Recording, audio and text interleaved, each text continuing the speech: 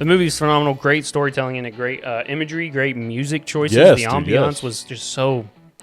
it just fit. You know what I mean? Yeah. It's just perfect. Welcome back to Binge Warmers. My name is Hopper, the Aisle Stalker. My name is Steven. How you guys doing? Trying a new format out today. So we've been doing Ben 10 episode reviews as like our main form of content on the channel. If you're listening on an audio platform, you can find us on youtube.com/bingewarmers. But this is something we're going to try out new. It's something we've been kind of wanting to expand more into like movies and TV shows rather than just the singular Ben 10 stuff. So we appreciate the likes and shares, especially this first episode to kind of get the ball running. We got a bunch of fun stuff to do. We're going to have some fun games to play, have some just chit chat about the news. And we're also going to talk about Sinners, the new Ryan Coogler tentpole, really. And then you can find the links or the time codes to all that in the description. It should also be on the progress bar here.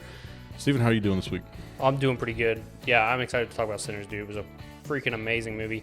When we watched Mickey 17 earlier, I thought, man, that was a really good movie. And then we watched Sinners, and I was like, dang, blew Mickey 17 out of the water. A lot of movies with the same actor, like as a clone or something. Yeah. There was a Robert De Niro thing that came out in March, and it was the same. People didn't like it, but it was the same thing. Yeah, for sure. Two Robert De Niros. Yeah, but no, I'm excited. Excited to see how this new format turns out. So this is Binge Banter, where we're going to talk about the news and the topics of the week, I guess. Yeah. The Fantastic Four trailer just came out. How'd you feel about it? Super hyped. I like that we finally saw Pedro Pascal get some power usage. Yep. I'm hoping. I know it's cheesy, but I want to hear him. I want to hear Human Torch say "Flame on" at least once. No, we're going to hear clobbering time, so we got to hear the flame on. I can't wait to see more of Galactus. I'm assuming that was the giant foot we saw. Yeah, that was the first foot fetish. The real first steps. Oh, I like that. Yeah. What about Julia Garner as the Silver Surfer? Interesting. I've seen some critiques on the CGI of it. It is a trailer, so maybe it'll look better in the thing, but it does. Sure, yeah. I don't want to say because I haven't seen it in a while, but I feel like the Silver Surfer from the old movies looked better than this. Very interesting take on that in the first place. Yeah. But I wonder what their reasoning was to choose a woman. I know there's been a woman Silver Surfer, but why go that route? or whatever her name is. Yeah. Why go that route, I think just to distinguish it from the main continuity, I do think they want to have Silver Surfer be like a big part of Galactic Marvel going forward. Yeah. But this is a different dimension. Right. So you think we're going to get a different Silver Surfer later? I kind of do, unless she is the one that unless she comes over to the main universe or whatever. Yeah. Who's over this movie? Matt Shankman, I think. Has he done anything? Done a lot of stuff. Not that I could think of off the top of my head. Got you. I think it's him too. I could be wrong. No, I'm excited for it. I think it'll be fun. I'm excited to see a win for Marvel, which I think the Thunderbolts will knock it out. Mm-hmm. I think Thunderbolts is going to be good. I'm kind of excited. I think I don't care about the characters necessarily. I like Bucky, and I'm kind of like Yelena, but I like John Walker. Yeah, I like the idea of John Walker. I like most of the cast. I don't really care for Spectre or Ghost. I think her name is Ghost and Taskmaster. Yes, yep. But I like Red Guardian. I like Bucky. I like John Walker, and I like Yelena. I think they're all pretty good. I think Red Guardian and Yelena, I think they've just not really shown off, and because I didn't like the Black Widow movie really. No, it was kind of. It's hard to watch that movie when you know she's already dead. Yeah, exactly. It's really hard to watch it. I didn't even catch all the CGI problems that people had with it. Honestly, for me, it was just, she's dead. What's the point of this movie? Exactly. Yeah, he's done a bunch of. He's directed episode of The Boys, episode of all of WandaVision. Oh, so that's where he got it from. Did some Monarch. Oh, you know what? I think we talked about this at some point or another. I think maybe so. But yeah, I'm excited. I think the cast is great. I'm still of the mind. I think Pedro Pascal will do wonders for the role. I really just wanted to see John Krasinski as it. Yeah. But I think Pedro Pascal's a phenomenal actor. I think he'll do really well with it. I guess I know that in the comics too, the Fantastic Four, especially the alternate universe and stuff, Reed Richards does have a beard and facial hair. Mm-hmm. It's just weird that when I think Reed Richards, I think clean shaven, kind of nerdy, gangly looking guy. Yeah, all arms and legs kind of thing. I do love the costumes though. I think the costumes super are really cool. But they're kind of classic at the same time. They're not crazy, designed off the wazoo, kind of the Wolverine suit is the example I point to where it's cool. It looks good in live action, but it's very detailed. Yes, absolutely. This can just be a little chill, what I mean? I like that they're drawing inspiration from the GOAT, Zack Snyder. The Thing is pulling a ship. I want everyone to know Zack Snyder wrote the blueprint for pretty much any movie you can think of. He was the blueprint. It's so funny that we've been hearing all that for Superman for and months. now it's bleeding into the fucking Fantastic Four. Get a grip, Is it a joke at this point? I really hope those people are joking. I hope so, but I don't think they are. There's a bit of me that says we've already seen Galactus and Silver Surfer. I know we haven't really seen Galactus. Yeah. We've seen like a big cloud in the second, Yeah, same with like Parallax from the Right. It's Green Lantern. a weird choice to just be big cloud people. It's Yeah, like how do you fight that? You don't fight that, okay? It's dumb. Yeah. Yeah. It's a choice, It's a choice to adapt the character that way. Mm-hmm. And it's fun. Like I'm glad that we're getting, especially that guy. He has like super deep voice being Galactus. Like that'll be cool. Who is it? He's that guy from The Witch, and he's from The Green Knight. I forget his name, but he's got that kind of like deep British, Oh, so we're gonna hear Galactus talk. I think so. That's sick, dude. We saw him walking around. I assume we'll be. Yeah.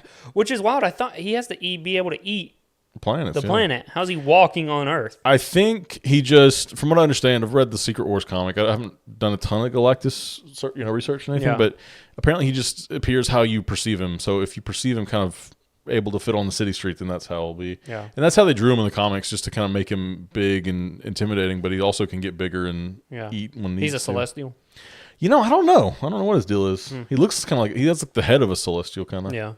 Big old forehead. He's cool. I love Galactus. I do too. I don't understand how Fantastic Four can ever beat Galactus. It's really funny that they have him as a villain. Yeah. Because I'm gonna stretch around him, and I'm gonna burn his toes. Well, they're more like, they're less like in your face like punchy superheroes, and more of like adventuring superheroes. Yeah. Like we're more scientific adventuring. Yeah. Which is funny. But I don't know. Also, how are they beating Galactus? I don't know. I guess it's on the Silver Surfer. That's probably going to be what they did in the movie. I'm assuming that's what they'll do. Yeah. Or maybe he just eats the freaking world, and they have to come to the main 616. That could be. I like that. What about Doom like not being advertised at all? Do you think we'll get some RDJ Doom in this? Maybe an end credit. We'll probably see an end credit scene for it. Did you see some of that leaked imagery that was shown off? Mm-mm. I don't know if it's real or not, but it has like Tony Stark. It's Robert Downey Jr., but he's just like all in like old man makeup and like super gray beard and gray hair. That's fucking. That doesn't mean it sucks.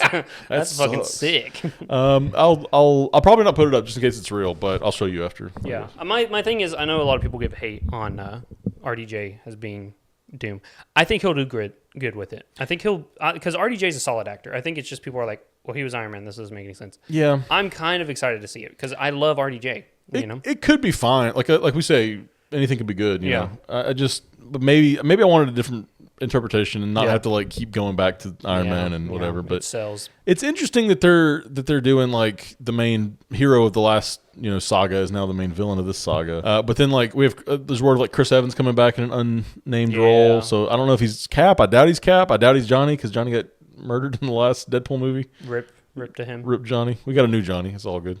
His hair just looks so bad. I know it's a dyed hair, but it's very obviously dyed. Yeah, that's rough to look also, at. too, their accents, they sound a little British. They sound a little British trying to do American. Yeah. Someone said, I swear to God, if her nose starts bleeding, she passes out, I'm gonna lose my mind. That they always nerf Sue Storm for some reason. Mm-hmm. I don't know why. It's like every telepath, honestly. Now after Stranger Things, everybody has to have a bleeding nose. Well, her nose bled before Stranger Things. Yeah, she was the blueprint. There you go. Zack Snyder's been having his hands on that one.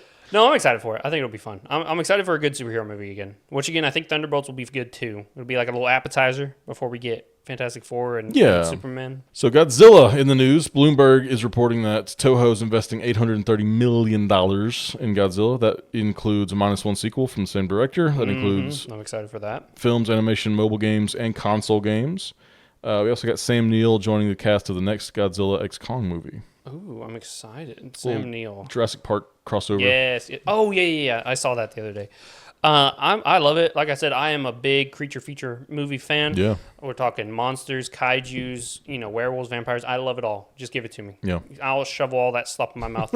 Or peak cinema. Either one. What do you expect from the next Godzilla x Kong movie? What can they do? More Godzilla stuff, maybe? Godzilla in space? Maybe. What I love about the Godzilla movies is just seeing new monsters. Yeah. That's really what I want to see. And then always, I love seeing him do his radioactive breath. Yeah. Do you want more classic villains in, like a Ghidra come back, or like a Hedorah, people were saying? Or? I don't really care who we see. Just make them look sick. Yeah. Okay. I'm here for big spectacle. When it comes, these monsters are tearing up cities, and Godzilla and Kong are teaming up or fighting again, or Kong's doing his own thing. I just want to see them on the screen. Okay? And I'd love a little exposition. I love Monarch. I think Monarch is such a cool concept and idea. I don't like the route they took. They're too much in your face now, you know? Monarch's everywhere. It's not like a Men in Black organization anymore. It's and more... I really liked that aspect. You know what I mean? Which is why I think Monarch Season 2 is coming out soon. Soon, yeah. So, Apple TV. Yeah. Which, rumor is that Apple TV stuff is on Prime. Is it? Well, you have to pay for extra. Like you have to buy got you. But we need to get around to watching Monarch. But I love, especially in Kong, when you're introduced to Monarch with John Goodman and stuff. I love it. I like it so much. It's like a secret society thing. Yeah. The people that can expose the monsters and stuff when they come in and they give the briefs and we've been tracking them for thousands of years, kind of thing. I love that. While watching the boy work. I think I saw some criticism of that franchise just recently saying that like maybe it's not as strong as it could be because it has different actors coming in and out, but I think the monsters are the stars. Yeah, the monsters are the stars. And I think they know that, and so the they're not humans trying are the supporting actors. Right. I mean, they're the ones that give exposition and push the plot forward, but like a lot of the times they're not that interesting. Like in the first Godzilla movie, like the main humans are not that interesting. Bryan Cranston's pretty interesting. Then he gets kind of yeeted early, bro. Yeah. Early in the movie. Yeah. I did like all the people in Kong, though. I thought that was a very fun cast. Yes, I think that one was more so a side-by-side movie. Kong's doing his things, but the humans are doing their thing kind of thing. But that was really a one and done. Everything else has been... Godzilla King of the Monsters, probably my favorite. But there was a bigger human element to that one. Yeah. And I was just like, can we just watch Ghidorah fuck shit up, please? There's like the whole bit about the mom and how she's trying to keep the daughter safe. And yeah. I didn't care about any of that. Yeah. That was a little... I mean, I think people, when that came out, were like, the story's bad. Like, the main actors have nothing to do. It's like, well, okay, we're not really here for the main actors. Yeah. We're here for Godzilla. If Godzilla could be on screen 100% of the time, like in past movies, there's Monsters Island. It's all Godzilla. Yeah. It's just all Godzilla raising his little baby on Monster Island. Yeah. Which I'm for, you know.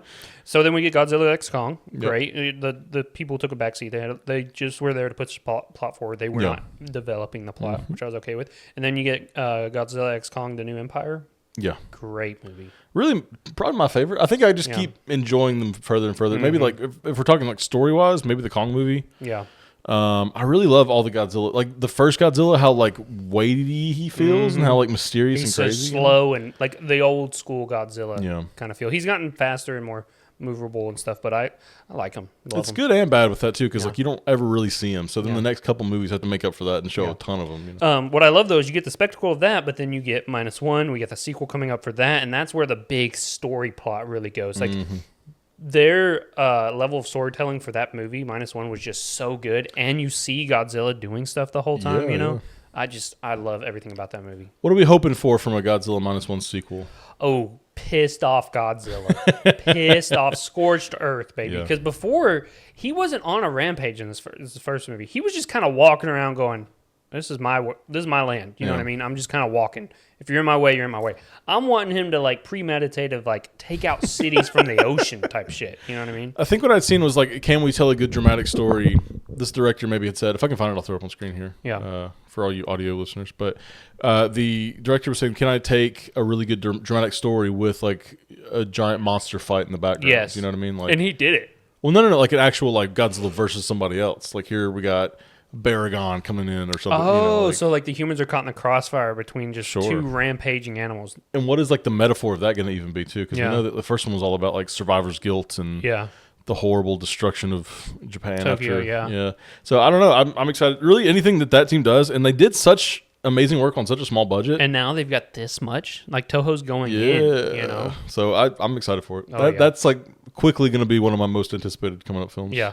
Which we probably won't see until 27, 28. Yeah. If that. Yeah. I mean, take your time and make it good. I think that's the lesson we get from Invincible and all the different stuff we watch. Yeah. What about video games, man? I'm super excited to see what they're going to do. Do you play as Godzilla destroying stuff? That's the thing. I don't want it to be like, what was that game we always played? You know exactly what I'm talking about. Rampage. Yeah. It's so mindless. It's fun for a second, and then you're like, okay. Yeah. So how do you do a monster video game? You know what I mean? There's a couple good ones on the PS2. It's like Destroy All Monsters and like Godzilla Save the Earth or something. It's like where you just fight. It's like essentially a fighting game, but you're within a city. And I guess like the more you destroy the city, like the easier it is to fight the monster because you have more room to kind of splay out and fight. But I love those games. All those games are fun. The Pipe, I think it's Pipework or Pipe something. They developed it back in the day. Good stuff. I mean, I really, as a kid, like as a Godzilla fan, and there was no movies coming out like in America at that time. Yeah, that was all I had to be like sustained on Godzilla was the games. I mean, I'll look forward to it. I'm not anticipating the video games to be like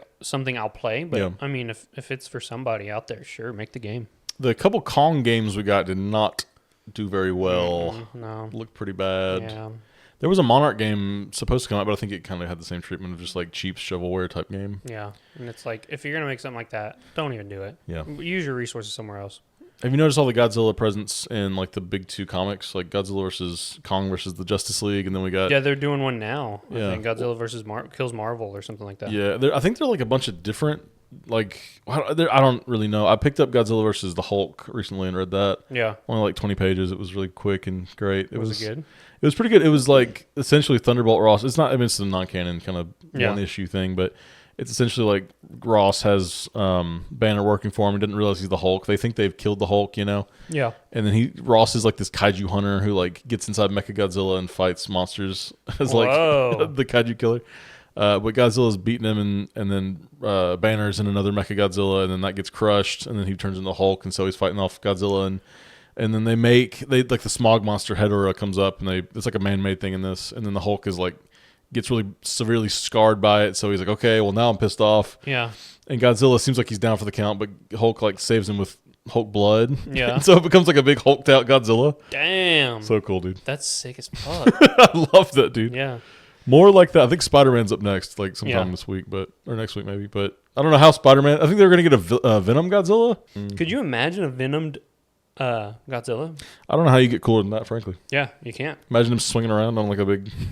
Web, we are God Venom. We are God Venom, dude. Yeah, or Venomzilla. Oh yeah. If he starts talking, I will freaking. I'd lose my mind. Yeah, crap. Just take a shit in the theater. You know. Okay. Oh, Pacific Rim getting a live action prequel show on Amazon. I'm excited for it. I was gonna say, how do you do a prequel? But then I realized they did say like, oh, we're like the third or fourth generation of what was the term they were called? Jaegers. Jaegers. Yeah. So to see like the startup and stuff sounds super fun. That sounds super sick. I feel like they've been kind of edging us with that for a while now. Like they did a sequel movie that was like not well bombed, received. Didn't it? I never watched it. I've heard some revisionism on it saying it's not too bad, but I've never seen it, so I don't. Yeah. It's got John Boyega, who poor guy just can't catch a break. Poor guy cannot catch a break with the movies, dude. What's a movie he's been in that didn't flop?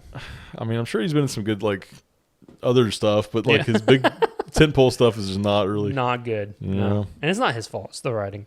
Yeah, I do like though. I like the idea that we're getting like this studio that just did Fallout, and they had all that practical effects going into the what was it called, the power armor? Yeah, absolutely. Assuming it's going to be something similar, it'll probably be more big. You know, I will say, as bad of a company, you know what you want with Amazon, they are killing it with shows right now, especially the adaptations. And they are pouring the money into it. They really not want invincible, to be not invincible, which we've talked about. Go check it out. Another $4 billion to Rings of Power. Yeah, no one likes this. We don't care. We'll keep it coming, dude. Yeah, make it as pretty and no. Apparently, like doesn't even. Were you it looks good. Okay, it looks good, but it's not fun. But to watch. It's not fun to watch. The first season was fine. The second one was so boring. Damn. There was a great battle at the end, and I just did not care about it. Yeah. And I'm like, this is what I wanted the whole time. They finally showed it to me. I'm like, are we done yet? Are we wrapping this up? Can I quit watching this trash? Yeah. They blue ball you with the Sauron? No. The ring? The big fire dude. Sauron. Oh, the Balrog. The Balrog. They finally show him for like 2 seconds, the final episode, and I'm just like, bro, fuck out of here. You know, some dwarf cool? Some dwarf fought him off. A dwarf fought him off? Yeah, the dwarf king fought him off, died. He fell down, and they locked up the... Doran? I think so, yeah. No, Doran's father. Oh, okay. Do you think Pacific Rim has legs still? I think so. Dude, that first movie was so good, though. It really was. I watched that movie, and I was like, this is a great movie. Mm-hmm. Why did we not fund this better? You know? This was perfect. It was an American-made kaiju monster fighting movie. Yeah. How did we drop the reins on that? Well, no, that one was well liked. I think it was. That's the what I'm second saying. one How was- did we drop the ball after making that and not continue the? I don't hype? think Guillermo del Toro came back for the second one. That's your big problem. That's your big problem. So I wonder if this will even be good without his involvement, or he might be involved. Maybe I think producing. a show. Oh, maybe he is producing. I hope so. Or maybe at least advising. I hope so. Yeah, Make But some money. I want some cool monsters. I want some cool suits. Yeah. Decent plot. He's been working with Netflix recently. He did the Pinocchio for Netflix, Yeah, and he's doing Frankenstein for Netflix. Mm-hmm. I can't imagine why he. I mean, I guess they're paying him more than like a traditional company would be. I mean, Guillermo del Toro, dude, he's a fucking beast. He's one of those. Pay him whatever he directors. asks for. You just give him. He'll print you gold. Yeah, exactly. Not like that hack M. Night Shyamalan. I mean, they're barely He comparable. better pay you guys to make a movie for him. You know, fuck that guy. I love how bad his movies are, and people on like film Twitter like seem to love him, but then they love how bad he is. He's like a snobby. If you're a snobby movie, you're like, you just don't get it. That's M. Night's thing. Yeah, you know, he makes bad movies on purpose. yeah, it's all about the message within the message. He actually did make a bad movie on purpose called The Happening. Have you heard of that? That was a bad movie on purpose. Yeah, I like that movie. With Mark Wahlberg, the plans make everyone die. he's like, oh, what are you talking about? I'm a teacher. I wouldn't Yeah. do that. I'm a techer. Yeah, it's crazy. They're trying to make like a B movie. Like they're trying to make, and I think they're even acting like it's a B movie. I liked it. Now, I watched it when I was 10 or 11, and I Yeah. thought it was the craziest thing ever. It's some of the funniest acting, and I do like it too for how bad it is. Like for how crazy Maybe I'll it have is. to rewatch it. There's a part where the guy like wrecks his car and he gets out, and he's not dead, and he's just kind of looking around. He's all dazed, because he's concussed and whatever. He takes a piece of glass and he just starts cutting his arm to die, and I'm just like, oh my, that's terrifying. That's a very funny movie. I don't know, I don't know what to tell you. Bitch. Superman. We got a Superman video for Superman Day. Yeah. It felt like they kind of rushed it out with some behind the scenes footage. What do you think? I disagree with you on that. I think we got exactly what we needed. And also, not to call you out, I'm just saying, a lot of people are saying, oh, don't show a lot in the trailers. Don't show us a lot. Don't just give us the movie when it comes out. Let's be surprised. Yeah. But then people on Twitter and stuff we've talked about are like, oh, they're just not marketing it well. What do you want? How much more footage do you need before you start putting pieces of the plot together? I think maybe do another trailer, especially because we're kind of close. Like do what the Fantastic Four did, basically. Fantastic Four has only had 2 trailers though. Yeah. So Superman's had 1.5. Yeah. I mean, I wouldn't call it a half. I mean, The first like a teaser one, yeah. But there was a lot of that in the actual trailer too. What I would do is I would focus on what we've already seen, some of the crypto stuff, some of the Guy Gardner stuff. I don't Fantastic know. Four had a teaser and a trailer though. They're on the same legs as us. But they've been posting regularly on like Twitter and stuff. Like they've been Yeah. posting like new updates and stuff recently. I think though the difference is you're fucking Superman. Yeah, that's the thing, right? Like it's Superman. People are going to go and hear, oh, there's a new Superman movie and go see Let's it regardless. save money from marketing. Let's put it back into the film. I want to say, Because people are showing up. yes, I want to say like at some point, and this is why like movies that don't do any marketing, like that Looney Tunes movie, do so poorly, is because you spend all this money on marketing and like barely any of your audience sees it anyway. You know what I mean? Yeah. So if you spend all that money and then basically no one sees it, then you're kind of gambled and you lost. Yeah. Unless that movie does really well. Yeah. I will say they do hype up James Gunn a lot in this documentary. It's very- everyone's talking about how James Gunn is so passionate. James Gunn wants to do this. James Gunn. Don't get me wrong, I'm a big James Gunn fan. Come on, let's slob on his knob just a little less. I think that's the angle they're going with. Like he's made 3 or 4 good comic book movies in the past couple years. So a great show too. Great show. Redeeming Peacemaker. someone you absolutely hated. Absolutely. And I think that's sort of why we're leaning into like he's the great white savior of comic book movies. Yeah. You know what I mean? The guy's got talent. 100%. He does. He does. I love seeing Nathan Fillion though.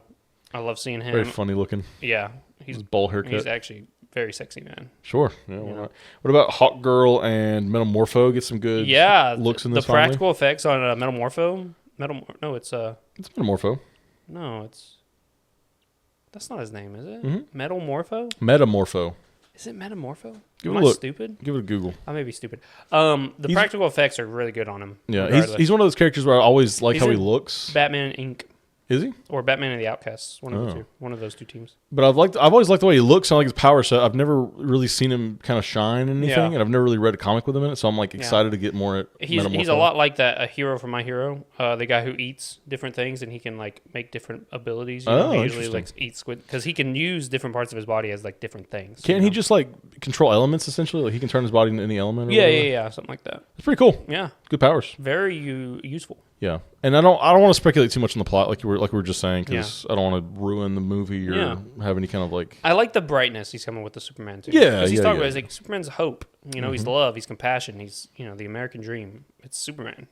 I guess what are you looking for as like a villain in this? Like I know we get Lex Luthor, we but get a lot of villains. I feel like big kaiju guy. There's rumors of Bizarro going to be in here. Yes, there's an image of like Superman's reflection, like his cape, but like if you reflect that back, it's like a reversed reflection. Yeah, they might have just been like, let's make it to where you can actually see his logo in the reflection. I don't know that it has to be Bizarro. Yeah, so that's a hard shot if it is. Exactly. So we've got Bizarro, we've got the kaiju, we've got Luthor. We got the Luthor bot, and then we've got seen this trailer.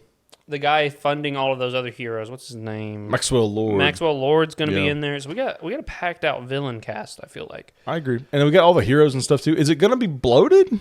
I don't think so. I mean, if it's one thing Gunn knows how to do, it's to juggle multiple characters at once. He's really good at that. I mean, we've seen the ensemble cast movies. Some people would argue a little ad nauseum at this point. I don't think Creature Commandos came over as well as we were hoping. That's a good point. We got Creature Commandos, and I was just like, brother, you've done it. We've already seen this ragtag group of miscellaneous characters come to learn to be a family and love each other and stuff. And then you kill one of them. Spoiler. Yeah. Didn't like that, first of all. It was a fun show. It just wasn't very long. Yeah, it wasn't very long. The episodes weren't long enough. I feel like a lot of things were cut. If it was like an hour-long thing, like an Invincible run time, and we got the backstories, that would be great. And I like the backstories too, but maybe just do one episode full of backstories or something. It's paced better if you put them in the episodes, but it just felt like we weren't actually getting much story per episode, I guess. Exactly. But other than that, I think Superman's going to be great. I think it's going to knock out of the park. I know a lot is riding on this movie, but I think it's going to deliver on everything. You think the Fantastic Four and Superman are going to help each other get more money, or you think they're going to fight each other at the box office? Yeah, I think they're going to help each other at the box office. I really do. It's going to be summer blockbustered out with those two movies. We talked about it with like Aquaman and Captain Marvel. Like they were kind of tentpoles surrounded by other big events in the comic book movies. That maybe got more money than they should have. Probably, but hey, but I think the rising tide lifts all ships, or whatever they say. I think movies are back. I think good superhero movies are back. Yeah, we'll see with Thunderbolts, because I know you finally watched Captain America 4. Yeah. Do you think it deserved all the hate it got online? Maybe not all of it. No, I think they did their best to kind of salvage it. Every movie has reshoots, but it shouldn't. You should stop doing all these reshoots. Yeah, I mean, Superman didn't have any reshoots. They knew what they were wanting to do. Exactly. That's a great thing that he stood by the fact, I don't want it until there's a script. Yeah, I want it storyboarded out. I want all this before we even fucking announce this shit. Yeah. So it may hurt bringing in other creatives, because like that's the same problem with comic books too. It's like okay, well, we want to use the Hulk in this, but the Hulk's not. He's not got his powers at this point or whatever. You know what I mean? Like it just kind of fluctuates back and forth within the main story. So like bringing all these creatives and doing like a big expanded universe might cause problems in the future. Exactly. I don't know, but for the time being, it looks fun. Yeah. No, I'm excited for this summer. I think it's gonna be really fun. Yeah.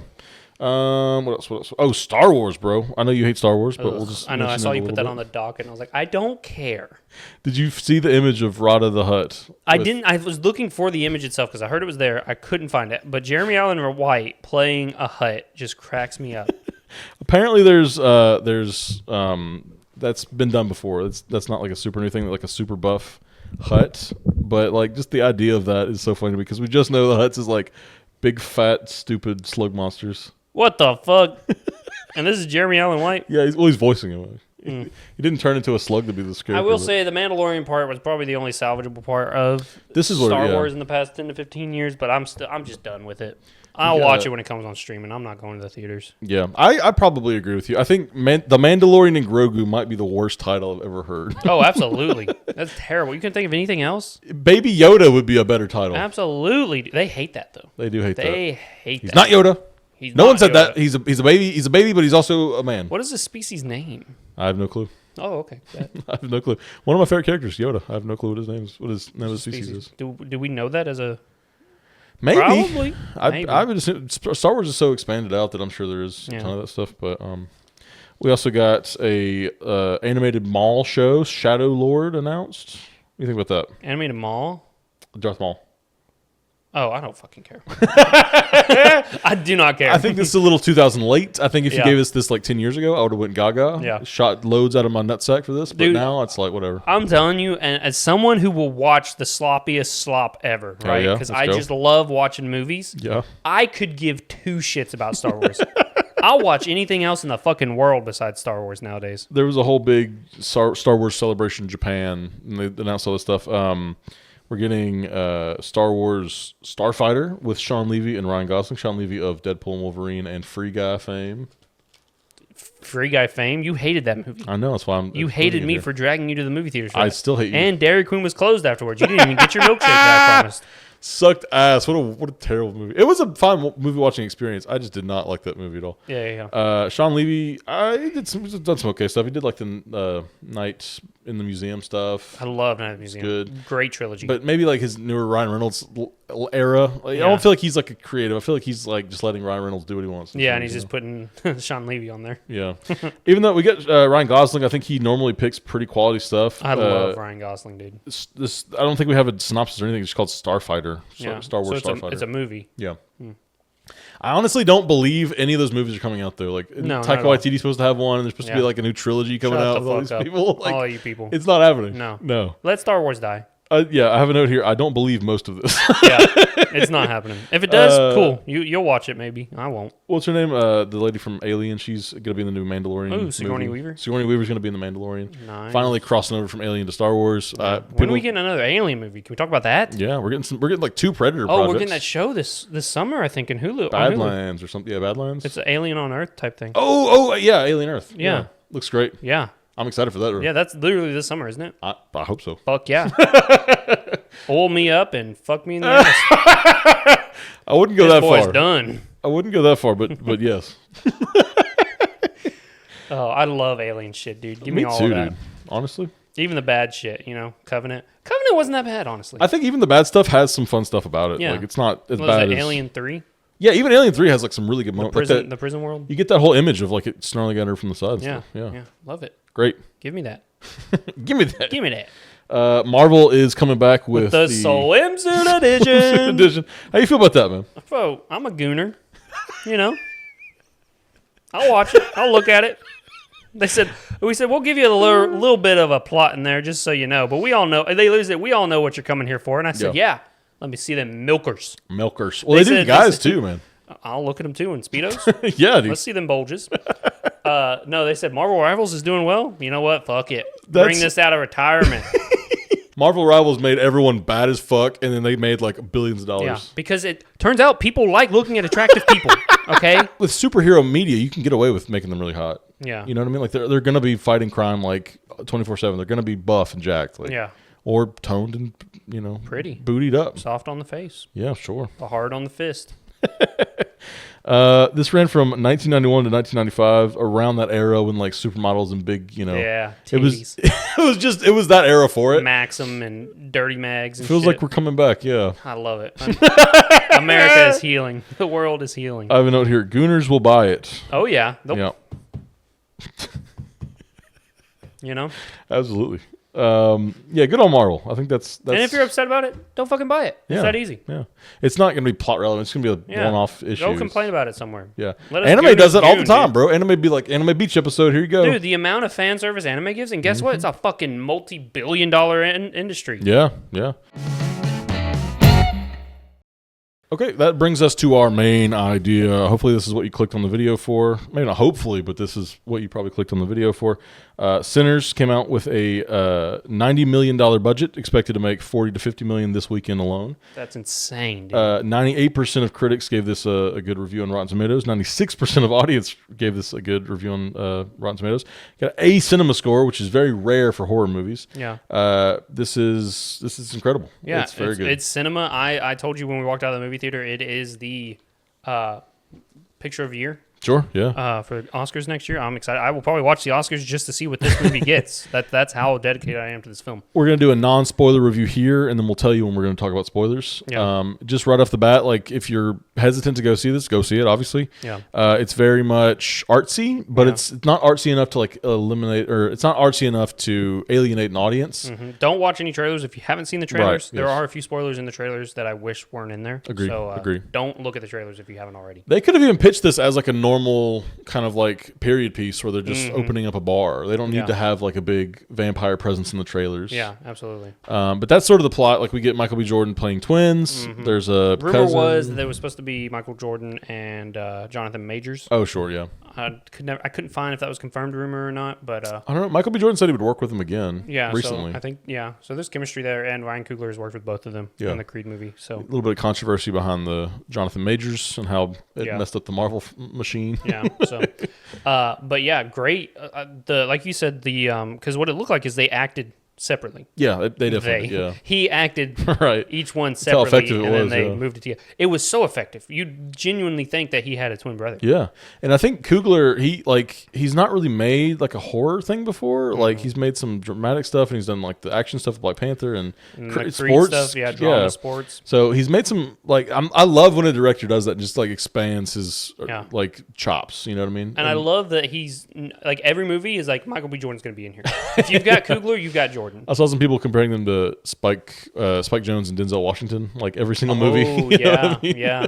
But, when you get a pair like that, bring them on. You got Adam Sandler doing that. You got Ben Stiller doing that. James Gunn gets a lot of flack for having the same actors. Yeah. Tarantino's another one. But, like, the thing is, like, it's just whenever you make... Scorsese, too. For sure. Whenever you make a new movie with a new actor, you kind of have to learn that actor and how they work. With someone like Coogler and Jordan... They already know. They already know each other. And I think there was even behind-the-scenes stuff where he's like, yeah, I need you to go over here and do this. And, like, immediately got it. Like, he understands, like, okay, well, I'm talking to my twin brother, and he's already got this, and he's doing this, whatever. The movie's phenomenal. Great storytelling in it. Great imagery. Great music choices. Yes, the ambiance was just so... it just fit. You know what I mean? Yeah. There's a lot of... there's a lot of criticism with the new Assassin's Creed Shadows, where they mix like hip hop rap with like Japanese music, and they're like, it just doesn't fit. In this, there's like timepiece music where you've got rap, R&B, soul music, and like rap. I mean, it's not throughout the whole movie. It's just, there's like this one scene. It's like it's like the blues, and this is in the trailers too, where like it's the cultural music of African Americans all melded together across the time. But it works so well. They say, I'm pretty sure they say in the trailer, it's like, oh yeah, music can bring us together and show us past and future. Yeah. So we get like some hip hop in there. We get some like, some African drum beats and stuff. Dude. Like it's really interesting how they blend all that together. They've got a couple Asian characters, so you see like some old Shaolin monk dancing and stuff. Street performers. Maybe my favorite scene in the movie. I don't know. Really good, dude. Yeah. They like burn the whole like setting down kind of thing, so it looks like they're all dancing outside. It shouldn't work, but it works well. Yeah. It's almost like when I first started, there was like a guy who rocks up with a 80s guitar and starts playing. And I was like, I don't know. Hold the phone, sir. But it kept going. It kept showing more and more. And I'm like, well, this is really cool, This is actually really well done. Works very well. Yeah. The vampires in this are vampire-y. Dude, love that. They're not like the most vampire-y they could have been, but they had like a new twist to it. And it's also like they've got their own motivations as to why they want a specific character. Yeah, they've got like a hive mind in this. Yes, yeah. So they're a new take, but they're sort of classic as far as like they abide by certain rules that other vampires have abided by and stuff. Yeah. A lot more of the old school ones that most new age vampire movies have kind of done away with. Yeah, like it being invited in, stake to the heart, garlic, that kind of stuff. Silver. It's cool that they stick to tradition. There's a character that knows all about this stuff and mythology of it, so then she gets to explain kind of how it works. Because she thinks it's something else, and then she goes, no, that's a vampire. I like that she straight up says vampire. Yeah. You know what I mean? Because you get a lot of these new age ones that don't want to use the old school words. Yeah. It's like, we all know it's a vampire. Well, they even said like, they're like, this is a haint, which is like a southern word for ghost. Like, it hain't dead, it hain't alive. It's that's where it comes. Gotcha. And then she was like, this ain't no fucking haint. That's a vampire. That's a vampire. Which they kind of explain that too, like, well, we can talk more about that spoilers too, but like the vampires don't even come in until like halfway down the movie, and I think that's a good choice. Like, it really sets up the characters well. And absolutely, the movie starts off a little slow, which my impatient ass, I want to see vampires. It was a great setup, but if you're there to see vampires, be a little patient. The first 45 minutes is them kind of setting stuff up for the scene. It works, it's good. Just be patient. But like you said, it fleshes out a lot of different characters that we get, that kind of stuff. It sees a lot more of the setting. You get different music for different parts of it, you know. You really, it's just perfect. Yeah. I can't say anything else about it. I'd give it, without doing spoilers, I would give it a 10 out of 10. Absolutely. Yeah. My favorite movie of the year so far. I haven't seen like a ton of movies this year, but it's definitely my favorite. Yeah. Just a masterpiece. Ryan Coogler, bro. I don't know when or what happened, but Yeah. for some reason he's become quickly like one of my favorite filmmakers. Absolutely, dude. I love him. Absolutely, yeah. He's looking to do an X-Files movie next. What do you think about that? Or an Dude. X-Files reboot or something? Please. Yeah. I've been wanting to watch X-Files. I don't want to watch the old X-Files, though. They rebooted it recently, like with new Yeah. episodes and stuff. I want alien stuff. I just feel like X-Files so far hasn't hit that itch for me. you know? It's essentially what Supernatural did for like ghosts and demons. They did for aliens. Yeah. X-Files. Yeah. So I'm with that. So spoiler alert! Spoiler alert! Spoiler alert. What are we talking about first? There's a lot of eating out references in this. A lot of sexual innuendos, but yeah, for sure, it's mostly just about eating pussy. Yeah, you know? which I actually like. I mean, I don't like. I Okay. like that it's like Yeah. more adult that way. Like Yeah. some movies, like I talked about how this is like it kind of reaches a general audience without being too artsy. Mm-hmm. That's something that like the audience, the normal like teen audience, I don't think would be like super comfortable with. Yeah. But they just go for it. They're like, yeah, this is a weird sexual energy. This is Yeah. this time period's very like raw and sexual. Mm-hmm. Dancing always evokes some sort of like homoerotic Yeah, sure. thing, you know? Homoerotic. Homoerotic. I don't know why I said that. Someone's got So, something going on. I'm very heavily closeted. You're telling me you're gay? No, I'm not telling you that. I'm just very secretly closeted is what I am. It's like, so you're gay. He's like, don't you say that about I'm me. not gay. I'm deeply closeted. No, but yeah, there's going to be some homo... I said it again. What the fuck? You're just gay, man. There's a lot of eroticism in this movie, which is fine. It doesn't like throw it in your face. It's very much just there. You know, tasteful. Like, it's just there. Yeah, It's tasteful. there's a lot of That's what they said too. There's the scene where the Michael B. Jordan, one of the brothers, I think it's Stack. the Smokestack twins. Yeah, Smokestack twins are their names. One of them smoke, one of them stack. Stack. He's literally you tune back in. It's flipping to him and their little cousin. They're driving down the road. He's like, yeah, when you find the button, you start licking it like ice cream. You don't want it to go away, but you're a little firm with it. At the same time, I'm like, what's this? What's happening? There's a lot of humor in this, which I didn't expect because it's sort of a weird era and Yeah. it's like a racial tension thing going on too. And there's vampires scary, but it's a very funny. Yeah, You know, mention the clan. There's like a whole clan shootout at the end of the movie, which was fun. That was the part of the movie where I was like, I don't really understand the metaphor we're doing here, but it's really cool. Yeah, and I I'm think at the enjoying end it. it's just Coogler's like, now let's kill some clan members. I know you guys want to. Sort of like a Tarantino, like just cathartic. It's satisfying. Like, Yeah, it's satisfying. You want to see him shoot out a bunch of bigots, you know? I think maybe even too, like they think they're. Well, I don't know. It's interesting, like bringing up the bigots is like the vampire. He's of Irish descent, and he talks about persecution and stuff. So, but it's so funny. He's the villain of the movie. Yeah. But he's woke, is what people were saying. You know, they made the vampire woke because he was like, "Oh, we're gonna kill them bigots after we get you guys. Yeah, you know, we're gonna go in there and kill them. We're gonna open their minds or whatever." Yeah, he says. yeah. We're gonna. I like that in Coogler's other previous work too. Like you understand where the villains are coming from. Mm-hmm. Like Michael B. Jordan's character in Black Panther is one of the better done villains in Marvel. Yeah, because except you can he dies understand. at the end. Yeah, he does die. Spoiler. So that's another Marvel trait, but we always get the like kind of passive villains who are just there to be bad and we don't really care. But this guy, we understood Killmonger's voice, we understood his message. Same thing with the vampire. Like, he's trying to be like, okay, let me open your minds. It'll be much easier to live this way as vampires. We all see each other's brains. We're not being, But it's all family. It's all congregation. He's like, we can all just be together. There's like the one part. There's this character called Cornbread, who's like this kind of big, dumber character. Yeah. Played by He's Omar, the muscle. He's the bouncer. Essentially, played by Omar Benson Miller, who I recognize from Transformers. Yes, dude. The only thing I'd really recognize him from. They break into the house and he's like, he dives into the ground. Yeah. You know the gif I'm talking about too. Yeah. You definitely do. But so he's like taking a pee or something, and then like we just had a scene with him kind of talking to Haley Steinfeld, and they was like, "You need love and happiness at this time, or love and togetherness." Yeah. And then they like you kind of see their eyes off in the distance, and you just hear like love and togetherness, love. And he's like, huh? And he's peeing. Yeah. But he like stops his pee to like look around because he's scared. Mm-hmm. It's like 4 or 5 crap. times he stops, and then he get him. He's creepy too. Like one of the first times that we see the vampire set, we'd seen Haley Steinfeld get one of the Smokestack twins, but when it was Cornbread shows up, that's when we get the lady who knows all this. Like, you ain't never asked to come in before. Mm-hmm. Why are you asking now? Kind of thing. Did you recognize that's Wonmi Mosaku? Probably just She butchered played that in other name. things. I just can't remember it to save my life. It's another MCU project that you really love. It's a show. Oh, dude, she's in Loki. She's in the Loki. guard. Yep. She's also in this movie called His House, which is a Netflix original. Freaking phenomenal movie. Very Really? scary. Oh, really? Check it out if you like the scary movies. Yeah, she's like the medicine woman, the kind of voodoo queen almost. She's the dad voodoo of lady. Or she's like the partner of Michael B. Jordan, one of the Smoke. Yeah, I think it's Smoke. I think he's Smoke, and Stack is the one that turns into a vampire. I read a review like right when this came out, like right when I came out of the theater, and they were saying that like I couldn't really tell the Michael B. Jordan twins apart. I was like, no, they're very different. Like they even have different color schemes. Like Smoke is blue, Stack is red. He even Stack has was loud, more boisterous, smiling all the time. Smoke was very serious. He had a shake to him. I'm thinking like PTSD from the war. Sure, they were in the trenches. The World War One. World War One. Great War. I think it was set in 1932. Yeah. I think is what the time said.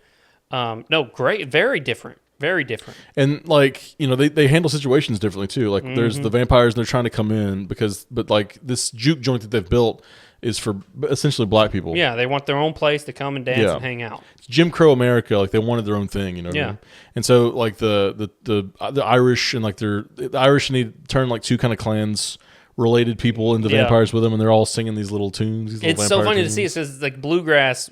They're singing like bluegrass folksy, and they've just been going down on like the blues. Yeah. And you can hear just the differences in the two musics, but still good. Like Stack is like, they sound pretty good to me, but Smoke is just like, okay, no, this is very weird and uncomfortable. Get them the fuck out of here. Keep on going, So they handle situations differently. I think that whole characterization is really good. I would 100% like, I would give them whatever all kind of Oscars. Yeah. Give them give Stack Best Supporting Actor and give Smoke Best Actor of the Year. I wonder how that works. Like, oh, you were nominated from this performance, but not the other twin. So after, Haley Steinfeld's with Stack romantically kind of thing. She's the first to turn, and she turns Stack. She's I guess she's a fourth black or I think that's and that's when we were like, what? Why does it matter? Well, it's real. That's apparently her real life lineage. She has like a like Haley Steinfeld herself? Yeah, she has like, I guess her grandfather was half black, half something. Interesting. So it was very diluted by the white. She's obviously she's white, and they're like, why is she doing here? I'm family, and it's like you don't have to be, because her mom adopted the Smokestack twins, at some point, so they're family regardless, Yeah, and I think they were just trying to say like that's. It's a bit of like she gets to get out of it, you know what I mean? Yeah. Like there's this kind of running theme of how Michael B. Jordan don't like the life that they're living. Like they are rich, but they're like criminals. Like they were up in Chicago with Capone, and they had all this like gang money, So they come back and they're trying to like shoo off Preacher Boy, who's like the main character, this blues singer. Preacher Boy Sammy. Yeah, he's very much like a very prodigy kind of character. Miles Canton. I know. I think at the credits it said, and introducing Miles Canton. Yeah. His first. I read a thing with Ryan Coogler talking about him. He was like, he was just different. Like he was in this like basement. It was kind of dark, and he had a really good voice. And I think he's done some stuff with other musicians, so he's kind of already had some introduction to the industry, but not like acting wise yet. He's really good in this, but he's trying to become like a blues player with the brothers at this juke joint. Like he wants to be like, or he wants to even move to like Chicago, get out of there. Yeah. His dad's a preacher, so he's trying to like get away from his life of just like holiness or just the godly life or whatever. And they keep telling him like, there's a point he's like, oh, like Smoke says, I'll shoot you if you say you're gonna go out of this town and go here if you want to leave. Go to the Bayou place. Yeah. That's free black people who. It's a whole black community. Go there. They're nice people. Don't go to Chicago. He's trying to, but he wants to get involved in like the criminal life, kind of like them, because they do seem like they're better off than everybody else there. They've got more money. They got Smoke came in, shot 2 people. But then paid for the doctor. Hey, I shot these people. Here's some money to get the doctor fix them up. But even like the little teenager, he gets to watch his car. He's like teaching her how to haggle. He's like, yes, dude. Oh no, 10 cents. You want 15 cents? Yeah. 13. Okay, good. Exactly. It's so good because they want to teach. They want to raise people to do right, but they don't want them to be you. Do as I say, not as I do, kind of thing. Yeah, I think that's the Haley Steinfeld mentality. Is like, well, she's able to she's white passing, so she can go and she's even got like a white husband. Stack set him up, and she's like, I don't want that. She literally said, I don't want to be white. I want to be black with you. And I was just like, okay, this is some weird wording. I get the message you're trying to say, like you're a ride or die for them kind of thing. But it is because it's dangerous though too. Like they said, white people find out she's hanging out with them, they kill her just like they kill them. You know? What I mean? Dude. They don't. I mean, like if it's really segregated time right there. Yeah, it's deep in the South, Mississippi. You know, the Delta is what they're calling it. But great stuff, great imagery. We get the vampires. So the main guy, he's got like the red eyes, which Coogler's gone on to say it's from the Puss in Boots death guy. Is how he got that. All the vampires have colored eyes. They're not all the same. Some are purple, some are red, some are green. It almost gave like I don't yellow. think it was supposed to evoke this, but it almost gave like eye shine, like when you see an animal in the distance at night. Their eyes kind of reflect your light back. But I don't necessarily think because there are like bits of them that transform. Like his claws got kind of big at the end, and when his their teeth come out. Yeah, like when they tore off part of his face, you could see like the massive fucking fangs and shit. Like you could tell he could probably transform into something serious. And that's why I like the reserve on this. It wasn't like all out in your face, crazy. We see him fly a little bit, but they cut away. Yeah. And it's just like it's just enough to give us that assumption, but he's still that trying to otherworldness, the scariness of it. Yeah, because he's very unimposing. But he's trying to seduce as well. He's trying to like evoke this nature of like, okay, the whole world can be okay. Yeah, he wants you to join him. Yeah, So it's he's not trying to like scare you right away. Yeah. He's just wanting to turn you into a vampire and keep you with him, kind of thing. I like that the vampires have the hive minds, but like they even set that up early. Like, well, if we kill the main guy, does everyone else turn back normal? Like, no, but they do share a connection. So. Because you see, when he gets hurt in the head, everyone's like screaming. You know, great. There's the scene at the end when they all get roasted by the sun. It's very pretty. You know, I mean, pretty. Their bodies burning, but it's like just nice, dozens of people. Because what happened was when they found Stack's body, Haley Steinfeld runs out. They just tell everyone go home. Bad idea. They didn't know what was going on at the time, so everyone left. They turned every one of those motherfuckers into a vampire, man. Yeah, had this whole congregation outside. They were doing like an Irish river dance kind of thing. So good. It was so. It was very good. It was very good. There's like even like this. I don't know how much you picked up on this, but I think the metaphor of it was like the culture vultureness of it. How like white people will take black culture without giving credit to black culture, or like like even like rock and roll has roots in the blues, and like even to an extent to that, like the blues sort of has roots in like that Irish kind of folk music. So in African beats as well, they kind of mention that in the film as well. This is from Africa kind of thing. So there is that aspect and that kind of homogeny, like that is kind of what they're wanting. Yeah. And so the film, it's also like a white savior kind of complex because the vampire's white and he's like, I can literally save you guys. Yeah. Yeah. So there's a bit of that kind of going on in the background. It's also like the whole holiness, like there's a whole weird kind of baptism at the end. The vampires like dunking Sammy in the water and stuff. But he raises a good point because a lot of people don't like his dad's a preacher, right? Yeah. But then there's black people who are like, the slaves gave us that religion. That's not from the homeland. You know what I mean? Yeah. You guys are putting your white shit on us, you know? And so he's like saying the prayer. It's got a name. The Lord's Prayer. The Lord's Prayer. Our Father who art in heaven. Yeah, and so the vampire starts reciting it too. It's kind of creepy, bro. Yeah, he's like, as they're killing us, they're doing the same prayer to us. I don't buy it. You don't buy it. Come with me. You don't need their stuff. Come with me. We'll be a completely different being altogether. There are after credit scenes as well. I wasn't expecting it, so I'm upset that we just left. We just left, yeah. One of them was really cool. The other one was okay. It was more symbolic. The other one was like maybe planting roots for maybe a sequel or something. I assume so. I think there's probably more stories to tell in this universe, whether it's a prequel with the twins like at the war, but then it's not really a horror movie because there's no vampires. Yeah, because this is the first time they find the vampires. Yeah. So we could grow up with Sammy, see some vampires. Yeah, sure. Or from the vampire side, we see the end credits. Well, spoiler side. Stack and Haley Steinfeld's character Mary both end up living. So we could see them going through the 1900s in America as vampires. Sure. Kind of thing. Or even like modern day stuff with vampires. Yeah, because it's in the 90s when Sammy's like close to being old dead. Yeah. He's still playing the blues. And he survived, so good for him. They kind of said like the Smoke basically told Stag like, don't mess with Sammy. He's got a whole life ahead of him. Don't I'll turn let you live. Just don't mess with him. Yeah. You do whatever you want.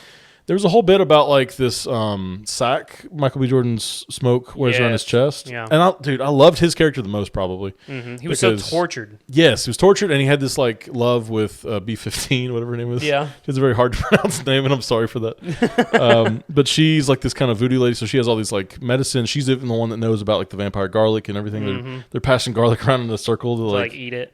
to make sure no one's... Oh my God, we didn't mention Delta Slim as played by Delroy Lindo. Yeah, the drunk guy. He was maybe the funniest character in the movie. Loved him so much.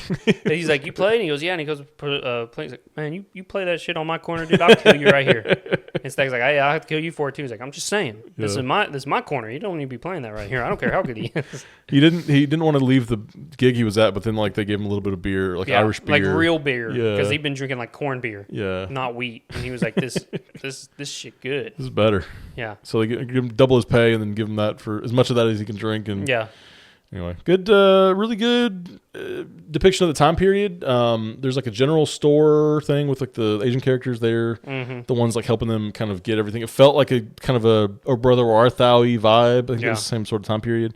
Pretty, as far as I could tell, there wasn't anything like super unauthentic about that time period. It all felt well. Yeah, you know? The music really helped with this. I'm telling you, Kugler, just if you got nothing else to praise about this movie, the music and the ambience of it was just phenomenal. Oh yeah, the unsung heroes. This were definitely the soundtrack and the DP, like the lighting and really cool. Like you get in the barn. It's essentially like a mill. Like turn into a juke joint. Yeah, and like all the lighting's just kind of up from over top. So there's no like diegetic lighting or non-diegetic lighting. It's all just from the top, and it really sets this eerie tone and kind of like it's like this claustrophobic vibe when they like get surrounded by vampires. It's really interesting. Very well done. Vampires are scary. Not too scary though. Not too scary. Yeah. More just creature feature kind of thing. I don't think I was necessarily scared. There was one moment where like Cornbread's trying to get back in. Yeah, that was after tense. being turned. That whole part was just tense, but I loved it. You've been coming in and out here all day. You can't come through past me right now. Yeah, he's like, okay, just give me my money. And I'm like, just throw the money out. Why'd you got to put it in his hand, dude? But like he knew because he was like he had his gun ready. He was ready to shoot him. But yeah, it's a great movie. Definitely go watch it. 10 out of 10. And I want to do like another rewatch as well. Like I think, absolutely. To get some of those themes kind of fleshed out and kind of understand what they're really trying to say takes a couple different viewings. But right off the bat, Rip, I would watch it again. This is weird, like not weird, but there's aspect ratio changes at certain points to kind of further different things. I think that some of this was shot in 70 millimeter, so if you can go see it in 70 millimeter, I'm sure it's really, really good. Yeah. Now we're going to move on to Beyond the Binge. This is our other podcast that we started with like a live kind of thing. We're just basically talking about what we'd watch this week. Yeah. The main thing is that Daredevil Born Again finished up. Yeah. How we feel? I give it like a 7. I think 7 overall. Yeah. I think towards the end you could really tell the reshoots. You know? And the beginning, like the very beginning. Yeah. You could tell. You could tell different visions. The story kind of meandered. There were some high points, but at the same time, I'm like, okay, can we get somewhere? Yeah. Can we go somewhere with this? Because we're kind of just we're just kind of doing things, which I'm okay with. Give us more episodes though, and let's get a full-on plot going. Yeah. We finally get Daredevil in the suit by the end of it. We get John Bernthal's scene at the end. He comes in like in the suit like 5 episodes in or something. Yeah, but then we don't see it again. Yeah. For a second. A lot of meandering with that kind of stuff. Yeah. Get us back in the suit. Get us back on top. Because the struggles of him doing that just weren't that believable. Yeah. He was slipping in so easily. It blew my mind that he'd waited this long. Yeah. We'll go ahead and do some spoilers, I guess, since it's been out. Like at least the first episode, I guess, has been out for a while, 8-9 weeks now. Foggy gets killed. We'd heard Foggy wasn't even going to be in it at first, and I guess they would have just Karen. Karen, yeah. So I guess we're glad that they kind of got in there. And Karen comes back to the very last episode too, so we get her a little bit more. But it felt like when you're trying to hit on a girl and she immediately says like, "I have a boyfriend," you know what I mean? She's like, "Okay, Karen's here, yay!" And then she goes, "Well, I moved to California." And I was like, oh, "Okay, God." So she won't be in this whole show. Let's go. Matt gets a new love interest in the form of Heather. She's not a fan. A psychologist. Yeah, she doesn't like vigilantes. She's kind of on Fisk's side a little bit. Yeah, she's Fisk's therapist, like marriage counselor. Yeah. So she gets assaulted by the serial killer. That serial killer killed 60 people. When's the last time you heard of a serial killer doing that much damage? Well, when the police are not really doing their job. I'm saying like an IRL time, Oh, I don't know, yeah. But even still, like, this is Marvel. We're like, how many vigilantes are in the city at this point? We saw several of them. We have like at least we have Swordsman and Daredevil in this. And then, I guess Daredevil wouldn't really do and White Tiger. Stuff. White Tiger. Kate Bishop's there, we know. Yeah, Spider-Man's Spider-Man's obviously there. Yeah. Just, it's 60 kills. Got away with him. That whole thing, they set him up pretty well, but then, like, there was nothing to him. The execution came out of nowhere. Nothing to him. Yeah. It was like, oh, okay, I guess this guy's this random guy. He's randomly somehow just here. tied to Heather. Yeah, I don't. They explained that he learned from one of the best karate people in the world. Is how he's able to fight Daredevil. Yeah, Daredevil comes and saves Heather because he's trying to kill her, do a murder-suicide thing. And she turns around and is like, Daredevil didn't save me. I saved me. Because she pulled the trigger at the end. Bitch, you wouldn't have had the gun. And Daredevil doesn't like to kill people. He would have much rather reformed that. Yeah, he didn't want you to shoot him, first of all. So who's worse, the vigilante or you at this point? Well, good question. I did like the stuff with the Punisher and the White Tiger and like the police, like that whole triangle of like... The courtroom drama was really fun. Yes. Really interesting. That was essentially like I would have taken... That was some of the best parts. Yeah, it was. I mean, I would have taken most of that over like kind of more action-y, kind of heavy stuff. Because even like the action stuff was sort of choppy. Like they would have... And I guess because they're not really hitting people. Yeah. It's a long-standing tradition with Daredevil. If you're kind of sucked into the show that already, you won't notice that kind of stuff. Yeah, I didn't notice it. There's like a million cuts in that Muse fight. It just feels like very choppy and weird. The fights at the end though with Punisher were pretty cool. Very gory, very real, very brutal. real. Yes, it was, and it felt they very were much arguing over saving that one guy, and he gets blown up by a grenade anyway. Yeah, it's sort of the futility of what they're even talking about. Like, Frank shoots another guy while they're talking, and he's like, "Just do that." You know what I mean? Like, do that, Red. Yeah. What about this guy? Huh? Pop kills him. I like that. The first scene we see Punisher and Matt talk, they're kind of just like Such talking about good the scene. morality. It's sort of the rooftop scene, but a little less. Yeah. You know, because there's more details, but like less of it. I guess they're talking about Foggy and how he died, and they're trying to save Bullseye, or Bullseye's in the prison. So Bullseye, Benjamin the whole thing. Poindexter. He's like drugged up. You find out he'd been drugged. And then she got him off the meds. I felt so bad for him after the fact, because I'm like, oh, he doesn't want to be killing people. They're just they took him off his meds to make him more lethal. You know what I mean? Absolutely. Insane. Which he never did to begin. Yeah. You know what I mean? He had that girl he would watch to keep him on the straight and narrow. Yeah. He was a police officer. Did he kill 2 people that were trying to surrender? Yeah. They were terrorists, though, okay? That's all I'm going to say. Slippery slope. I'm just saying, we were surrender. Too bad. You weren't surrendering 2 seconds ago when you're trying to put a bullet in someone. Pop, pop, you're done. Save the taxpayers some money. But, no he never wanted to be a villain. Yeah. What? So we know who you agree with. Dude, I'm telling you. Oh, we surrendered? Too bad. You should have thought about it before you came out here this night. A lot of just Matt Murdock shit in this, like not a lot of Daredevil. Slop, yeah. I mean, it's fun. Like we're saying, the I don't like most of the new characters they introduced. I don't like Cherry. I don't even like I don't even know who the girl lawyer's name is. Yeah, she has such a muted role. It would have been just Foggy's role anyway, right? Like just have Foggy do that. Yeah. I don't know why. I think they did that to shock people. They killed Foggy to shock people. Yeah. But like that's one of our favorite characters. That's a one big of part of the reason we came back. First show. Yeah. Yeah. So I don't know, man. I wouldn't have done that personally. I mean, it didn't end up being a bad product. That his actor is returning. Yes, he'll be back in season two, and I assume it's just flashbacks. Yeah. But unless there's like that crazy theory when it happened, when they were walking out, the number on their thing does reference a comic book issue where he fakes his death. That's all I'm gonna say. I don't care if he comes back or not. Also, too, they've got like people held up in cages, like underneath the Fisk house. So crazy. It's like SS type shit. Yeah. Well, it's just they don't. It doesn't mean that everyone always dies. Like, I mean, he shot him, but no, Matt heard him die. He heard his heartbeat stop. Yeah. I don't know, man. Would you want him to come back? I'd be okay with him coming back. Yeah. I just depends on how they did it. I with think the reshoots. Yeah. Because I really think season 2 is going to be the real introduction to the Daredevil Born Again show. Yeah. I think this was just, hey, we fucked up, but we've got kind of a whole season here. We tried fixing it. Here you go. I think the big problem was that there was no real resolution. We get it like they tried to do an Avengers Infinity War. Yeah. Like Fisk is over in New York, but he was over New York in the first episode. Yeah. So he's already the mayor. I mean, we see him. He's at martial law now. Yeah, but like only because like he got shot at. It feels very weak. I don't know. Yeah. Like I understand getting shot at's traumatic, especially for the mayor. He squeezed that guy's head. He did kill. Yeah. Sergeant Grillo or whatever his name was. Gruesome. I like that bit. That was pretty good. Yeah. Even though that's old school Kingpin right there. It did feel like it came out of nowhere for me. Like it was just like, okay, yeah, like they've been at odds this whole season, but now he decides to kill him just because it's like the season finale or whatever. He'd been trying to placate. He was trying to be Mayor Fisk. Maybe he was trying to like blackmail him too. Like, I know where your family lives kind of deal. Yeah. I know where your family lives. That means you work for me. It's Machine Head. Yeah. Invincible. Love that. Wilson Fisk, do you get the sense that he was trying to be good at all in the beginning? Like he was trying to think so. Yeah. I do think so. And like, Matt was also trying to be a lawyer. Yeah. The show's kind of about like those two characters not really living up to what they were fighting against their nature. Yes, right. So then we kind of get that back in the very end of it. Like they're kind of put in place.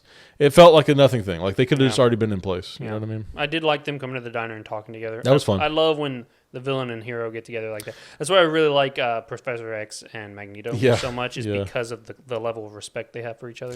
I even just like when two characters get to sit down and talk, philosophy and get to talk about each other. Optimus and Megatron do that a lot. Yeah, even like Frank and Daredevil, like the Punisher and the Daredevil, just talking it out. Like it's super they're kind cool. of on the same side though. They are, but they have different methods of going about it. Different sides of the aisle on the same side of the church. Yeah.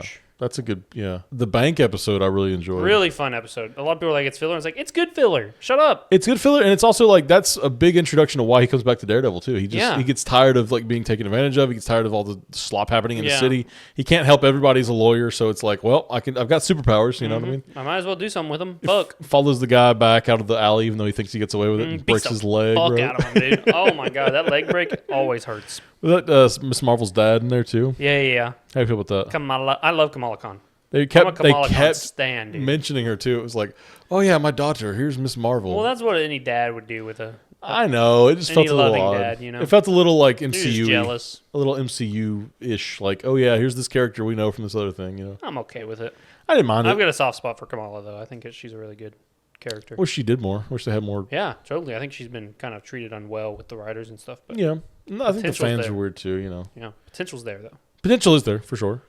That's really. I mean, like underwhelming. Like we see them at the very end. Like I need an army, and then it comes. Just cuts fucking to Cherry, a couple of cops, and a bartender. What are you doing? And Karen. Karen's there, but Karen Love with you. a gun is Yep. really capable. Yeah, just ask Wesley.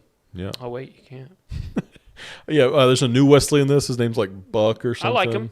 He's just Wesley. Yeah. That's this show had a lot of that. Like this is new Ben Urich. It's just Yeah. his niece or whatever. Yeah. This is new Wesley. It's just this other guy who's And also then we got good. the guy who he's supposed to be like a younger guy, but he looks older at the same time, dude. He's a weird face. Oh, like the social media guy. Yeah, he's got a weird face, man. He looks both old and young at the same time. He reminded me a little bit of young Oswald Cobblepot. Yeah, that's not a compliment. No, but also he gets a pretty good play in this like too. Yeah. Because Wilson I guess he sees himself in him. Is that what that is? Yeah. And he's giving him more responsibility, even though he's like younger. And he's straight up said, if you mess up again, though, Yeah. I will fucking kill you. It's the kind of guy you're messing with. I'm the kingpin, baby. Yeah, don't The forget Kingpin. it. Yeah. Vanessa, what about the whole like? There was a bunch of controversy about Kingpin and Vanessa having like marital issues. Eh, Eh. I like that matter. she had her own empire while he was away, kind of thing.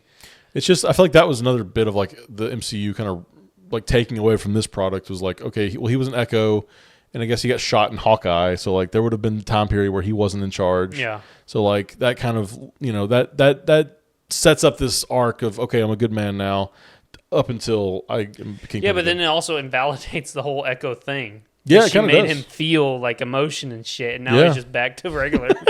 What a waste of a show, dude. such a weird show. She'll be in this, I bet. She'll keep I her hope back. the fuck not. Unless they just want to keep her in wherever she's at and don't want to. Never touch it again. I guess it depends on the reception of the shows. But like, if this was like a Infinity War style team up, like we're gonna get an army, you know, I guess all the street level people. I don't want her here. Do you want like a Luke Cage coming back? Would you? Oh pull yeah, that? I love that. What about like because he's not really a vigilante, but he's super powered. Luke Cage, Jessica Jones, Yeah.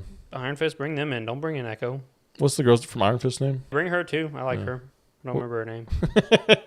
I liked her too. I don't It's literally remember. been like 8 years since I watched that show. and I'm probably not rewatching it. So No. sorry, you know. Sorry. I do think it would be interesting to have like maybe a Kingpin versus Luke Cage kind of Yeah. Political thing at some point. Maybe because Luke Cage is he's running over against him. Harlem. Yeah, Yeah. have like a big thing going on there, and he's not really a vigilante, so like he could be the perfect counter to someone like the Wilson Fisk. Yeah. I fuck with it. Anyway, but there's blue balls basically. We were like, oh, what's The gonna happen whole to Foggy? season was blue balls. Dude. Yeah. What happened with Foggy, and why am I just now looking into it? I don't know. Stay tuned for next season. You're gonna see it next season, I guess. Yeah. Would you have just been happy of them like shortening this to be one big season and have it like be 24 episodes? Ooh, that would have been nice. Because this does feel like a mid-season break. It doesn't feel like an ending of a show. Yeah, I'd be okay with that. Either way, I'm looking forward to it. Probably get another year before we get to it, though. Yeah. It's annoying. I guess what characters do you want to see back in this?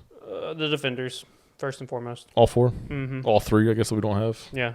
I would like to see a Spider-Man. Yeah. There's some legal drama. I guess there's a Spider-Man noir show for Amazon, so they don't want to put a Spider-Man on Marvel television. Yeah.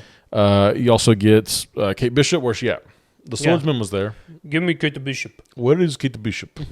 Hi, I made macaroni. Is that Yelena? Yeah. I need to probably go back and rewatch that. It's pretty good. I don't remember too much about it. She smacks himself. What's that for? I don't know. I'm sorry. I like when he like does the big Pym arrow and it shoots down on the bridge and everything. Yeah. It's fun. What have you been doing this week? You playing some I've been games? playing first Berserker Khazan. Khazan. Great game. It's a action RPG Souls-like game. That's like the bear, right? Like cousin? No, Khazan. it's not. It's not at all. Hey, Khazan. It's actually way better. It's cel-shaded, Diablo-esque kind of okay. animated video game. You know, basically follows this guy who was a great general. He was overthrown by the Emperor. This spirit from the Netherworld took over his body, and they're trying to figure out some shenanigans. And the guy was like, "No, this is my body. We'll work together, kind of thing. But you're gonna help me do my revenge." So you're going through areas like a Souls game, and then you kill bosses at the end. It's super sick. You don't have a lot of weapon variety. You've got 3 main weapons: a great sword, a spear, or dual wielding swords. and they each have their own skill trees and stuff. Very, very good Souls-like. It's got parrying, it's got block or dodging, whichever one you want to do, a little bit of both if you want. They've got summons if you want to do summons. Spoiler alert, if you don't use summons in the entire game, they actually give you an achievement. So that's what I'm trying to work towards. Great bosses. That's what all the Dark Souls folks want, bro. Yes, dude. No they summons. want another little pat on the back, you know. I played this way harder than you did. Nothing against people who use summons. I use summons myself sometimes. But great game. It's really, the bosses are all fun. There's been, I think, maybe one boss I don't like, and unfortunately I have to farm that boss for my gear that I need. Nice. But these bosses have weapons that they drop, armor and stuff you can get. It's very in-depth, very good story. I mean, I can't say enough good things about it. Really good. It's starting to show that FromSoft isn't head and shoulders above the rest of the people making Souls-like. Interesting, okay. Me and my buddy were talking about, like, with Lies of P and Khazan are really showing up and showing out the fact that other industry or other companies are out there making these games, and they're starting to come up. You know, FromSoft has something new coming out, right, for the Switch? Yeah, they've got Dustborn. Kind of like Bloodborne 2. Yeah, but it's not a Souls-like. It's a PvPvE. It's like an 8-man battle royale type thing. Yeah. Okay. They're really trying to. That's the problem too. A lot of Souls people feel like they're owed by FromSoft a new Souls game every couple years. They're not. They have their own stuff they want to do. You know. So with we've got Night Rain coming out this May. Which is not Souls-like. It's, 3-man coming into it. You're dropping down like it's Fortnite, but you're running around killing bosses, and you have to get the storms chasing in on you kind of thing. Sounds fun. Very interesting. They're using assets from all the old games, so you'll see new and returning bosses and stuff. And then you've got Dustborn coming out. The whole controversy with the Switch, I'm not even going to get onto, but people are like, when's the next Souls game? They're going to make it. Yeah. You know they will. Sure. But Miyazaki is a mastercraft at what he does. Let him make something he wants to make. Let him cook. Yeah. It's going to be good. Ultimately, if a creative wants to make something, you let them make it, and it'll be good. Or it'll be their vision at the very least. Yeah, exactly. It'll be kind of like a committee think. Yeah. So I've been going hard at Khazan. We're about 3/4 of the way in. I was playing Monster Hunter for a little bit before that, put in about 60, 70 hours before that. Great game as well. Would highly recommend it. But we dropped it like a ton of bricks when Khazan came out. Really? I remember asking my buddy, because we game share, right? So I was like, hey, man, buy it. I'll pay you back, and we'll do it. And he goes, well, what if I don't touch the game for months or something? I was like, if you don't touch the game at all, I'll pay you the full money because we split the games kind of thing. He goes, okay. He ends up buying it. He's hooked on it more than I am. He fucking loves it. He's like, it's one of my favorite games now. Oh, nice. It's so fun. He's doing Great Sword. I'm doing the Spear. So we've got each other. So what I do is I play and I stream from Xbox, and then he's playing and streaming on Xbox. So I've got him on one screen and me on the other, and he's got me on one screen and him on the other kind of thing. It's really fun. Yeah, it sounds fun. But yeah, that's what I've been doing all week. Can we talk a little bit about Captain America? Yeah, number 4? Civil 4. Captain America, 4. Biggest bird. What's on your mind? It's been out for a while. I just watched it because it came out on digital. I didn't hate it. I think it got a lot of unnecessary hate just because of, the normal stuff. Black character taking over white character's mantle. That was going to be there. I think that's just it's evident. A given. Someone's going to be mad about it. And I kind of think Marvel, I don't know if Marvel did them dirty, but this is a patch on legacy character movies now, It's going to be hard to do like an Iron Man or like a Thor with like a Jane Foster type character or something. Yeah. It'd be hard to do that regardless, but now with it not being proven, it's kind of up in the air with. But they shot themselves in the foot. Why make a Captain America movie and then focus it almost all on Hulk stuff? Why are you doing that? That's a good question. I think, and I have no proof of this. This is all libel or slander when it's spoken. What is it? Was it on? Libel's print, slander's verbal. Yeah, learned that from Spider-Man. Yeah, but so I don't know. I think it was an AI thing. Genuinely, I think they said, "Hey, ChatGPT or whoever." What are some unexplored plot lines in the MCU? No way they ChatGPT'd this. Okay, then how come we get stuff from The Incredible Hulk, which had like a bunch of plot lines that weren't used? We had a bunch of stuff from The Eternals that had plot lines that weren't used. Yeah. It was just like, it felt like it was like cleaning up some mess. Like, this is, okay, we got to get rid of this stuff. Here's how it turns into this and whatever. They mine adamantium out of the Celestial baby, even though like that's famously... Vibranium. What is it? They introduced vibranium into the world. No, vibranium is what the shield is my bad. I'm of. getting them mixed up. Adamantium is now introduced into adamantium, famously a man-made alloy in the comics.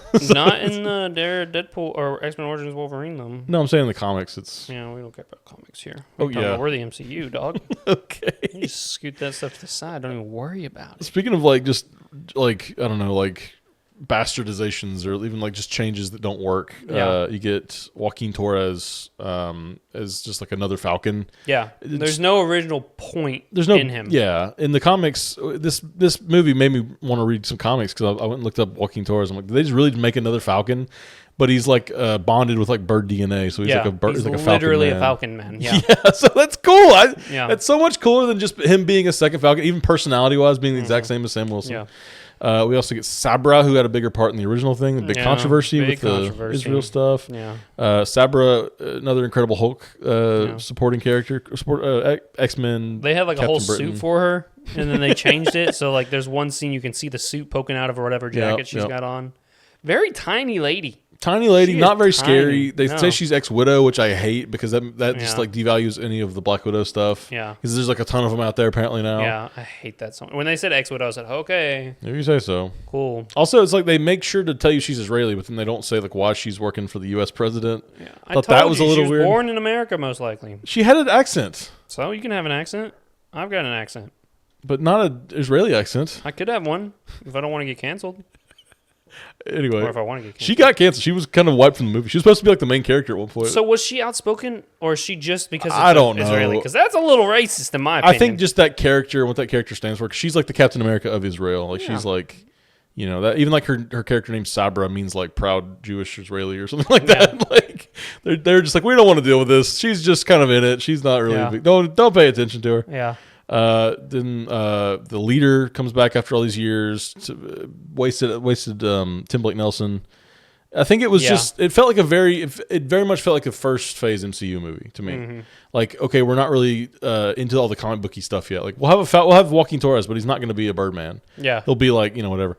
And even like the Serpent Society is just called Serpent. You know what Sidewinder's powers are in the comics? This is Giancarlo Esposito. You know who his powers are in the comics? What is that? He has a cape or like a shroud or whatever that can teleport him in and out of dimensions. Oh, that's sick. Yeah, he's a Sidewinder. That's a great name. That's a great power set, whatever. Yeah. There's a point in this too where like Captain America fights a guy, but he's got like guns and wings and all these different extra powers and the shield. He just fights him hand to hand because he's like supposed to be like like a nice guy, fight him on his own ground kind of thing. Yeah. Just beat him. What are you doing? Just beat him up. He's a villain. Yeah. Hit him with one of your wings. Cut his head off. Just do it, bro. With your wings. Oh, I surrender? Yeah, no, you surrender your head. That's what you surrender. Also, the leader's plan makes no sense to me. Like, he gave him pills. He's just trying to discredit Ross. But, like, he gave him pills to turn into the Hulk anyway, or the Red Hulk. Yeah. And then he he brainwashes a bunch of people, including Isaiah Bradley, who's a ex-Captain America. And then they get him to shoot, but he intentionally misses, I guess just to stress out President Ross. That whole thing is like, just shoot him in the foot. He'll turn into the Red Hulk. Then he'll really Hulk out. And there's all these leaders there, world leaders. That was the original plan, was to turn him into the Red Hulk at that situation. But then, like, they just fumble that. I don't know. It's very dumb. The whole plot, it felt like it was just like rewritten a ton, I guess. Like, we have these cool scenes. Let's figure out a way to make them make sense. Like I will say a highlight, though, was Anthony Mackie. I think solid performance. I think he's fine as Captain America. I agree. I actually like him as Captain America. I think he does a good job. I think the combination of Falcon with Captain America was really cool. I like the suit design. I will say, I don't think I ever felt that he was in any real danger. Even when he's like flying around surfing on missiles, I'm like, this guy's going to be fine because he's got Wakandan technology. Yeah. The absorbing energy thing happening. He's got the shield. It's fine. Like, there was just to get more onto the politic part of it, there was the rumors that they put his helmet on because a black character in China. Oh, yeah, right. I don't know if they told him to say this or if Anthony Mackie debunked it, but he was like, nah, that old fucking helmet, dude, made my eyes sweat and shit. It was awful. That could have been real. Could have been studio told him to say it. I think I liked the first look better, like where it was like that kind of Gambit sock head look. I liked that better with the open head. Yeah, he hated it. It was really hot and sweaty. Yeah, if you take him at his word. And I get it, but it stinks that we get a comic accurate suit like that, and it just here's two different other suits. Comic accurate's not exactly the most practical sometimes. It's also not what the MCU's now. Really I don't share that same argument when you try to take away skimpy outfits on women, because you know what, those are the most practical things you could be wearing. Right? Hey man, let's let the skin show. You know what I mean? Pop a titty for the boys. Anyway, I wanted more from it. It felt like a lot like Black Widow, less like a not very high stakes and stuff. But the whole Red Hulk fight thing, it made me really mad because he's like, Ross, I brought you here to the cherry blossoms. Remember your daughter. You're trying to be better for your daughter. And don't even Yeah, okay, there. But then like they fight, and then he fights, and then like the Hulk is fine. He gets up and he's still trying to fight, and he's like, "No, I'm trying the same exact thing again after we fought. You should be more mad that he fought you and hurt you so bad, Hulk. What are you doing here? The second time he's like appealing to your humanity. Now you're going to turn back into Harrison Ford. Second time. I don't know. That distracted me too. That it was Harrison Ford. Like I feel like it. Recasting. I understand the guy died. William Hurt. Rip. But then like when Betty comes at the very end or whatever, I'm like, this doesn't really mean anything to me because they aren't the same actors. I don't really care. What did you rate it? What do you think it was? It was like 7. I think it was solid. There was the espionage part of it was really good, like the uncovering the plot kind of thing. I don't know. I just felt trite. I felt like it was like, I don't know. It's not even worth getting mad really about it because I'm like, it was fine. I think it was overhated. Yeah. There's some things you can critique. I don't think it was bad enough to be. This is fucking garbage. No, you know I mean it felt very much like a first phase, like Iron Man 2. I feel like a lot of people hated on it without even going to watch it. Yeah, and I'm just like, bro, go watch it. I'm glad I didn't see it in theaters though. I would have been mad if I'd wasted time and money. I was okay watching it in theaters. Yeah. Well, you watch everything in theaters. I do. Not Star Wars. So I want to play a game called Finish That Quote. This is our segment, Warm Games. Got you. Instead of War Games, Warm Games. You like workshop it a little bit. No, this is the only one I care about. Basically, I'll give you a part of a quote. It's your job to finish the quote and then tell me who said the quote. This can be from any media, and these are ones you've seen, I know. So it'll start off easy, get harder as we go. Number 1. I'll have you know that I stubbed my toe last week while watering my spice garden. And I only cried for such and such seconds. Oh, you almost got it. Almost cried for such and such minutes. I don't know the actual amount. I only cried for 20 minutes. Yeah, I didn't know the time. I knew he said. I'm disappointed. Normally you have everything memorized like that. I mean, it's SpongeBob. I know that, and I know the exact episode, but I couldn't even tell you the exact number. Dang, I probably could have got that. Yeah. Also, I looked up this quote. No, you couldn't. Oh, I probably could have got that. Yeah, I only cried for 20 minutes. I think it's a classic quote. Yeah. I looked this up, and it didn't have the Spice Garden bit, and I was autistically like, this is wrong. And I went and looked up the actual clip, and I'm like, yeah, he said while watering my Spice Garden. Did he really say that? Yeah, in the quote, it said, like the quote I looked up on the website I was on, I'll have you know, I stubbed my toe last week and only cried for 20 minutes. They missed the whole bit there. Yeah. The Spice Garden, which is funnier. It adds a little spice to it, you know what I mean? Oh, does it? I'm made of wax, Larry. What are you made of? Yep, who said it? It's Teddy Roosevelt. Yep, good job. I knew you would know that. I knew you would know that. Love that movie. It's a great fucking movie. I've seen it like 7 times. I mentioned that earlier with Sean Levy. Whatever happened, bro? Whatever happened to him? I don't know. Okay, number 3. This is a little bit more obscure. I think you'll get it though. And I also want to tell you it's in a song. So this is like the song stops for a beat and the character says this. Okay. And the song restart, kind of picks up. Hip hop is my passion. Hip hop is my jam. You're kind of there. Hip hop is my passion. What if I give you hip hop is my passion? I love to pop, lock and drop and rock, and that's from High School Musical. Yeah. I don't know all the words she says, but dude, I love that bit. She goes, "Hip hop is my passion. I love to pop and lock and jam and break." Yeah. And the other little nerdy guy goes, "Is that even legal?" Not another word. That's an obscure piece of media right there. I'm telling you, I'm glad you got that too. Yeah. So this section is guess the movie in 5 words or less. Yes. So, whoever can guess, I guess, in the least amount of words wins if we're doing it like that. Sure. So my first word for you, Hopper, is going to be children. Children of the Corn. No. You still want to keep guessing? Or did you? Children as in like a children's movie? Children as in there's children in the movie.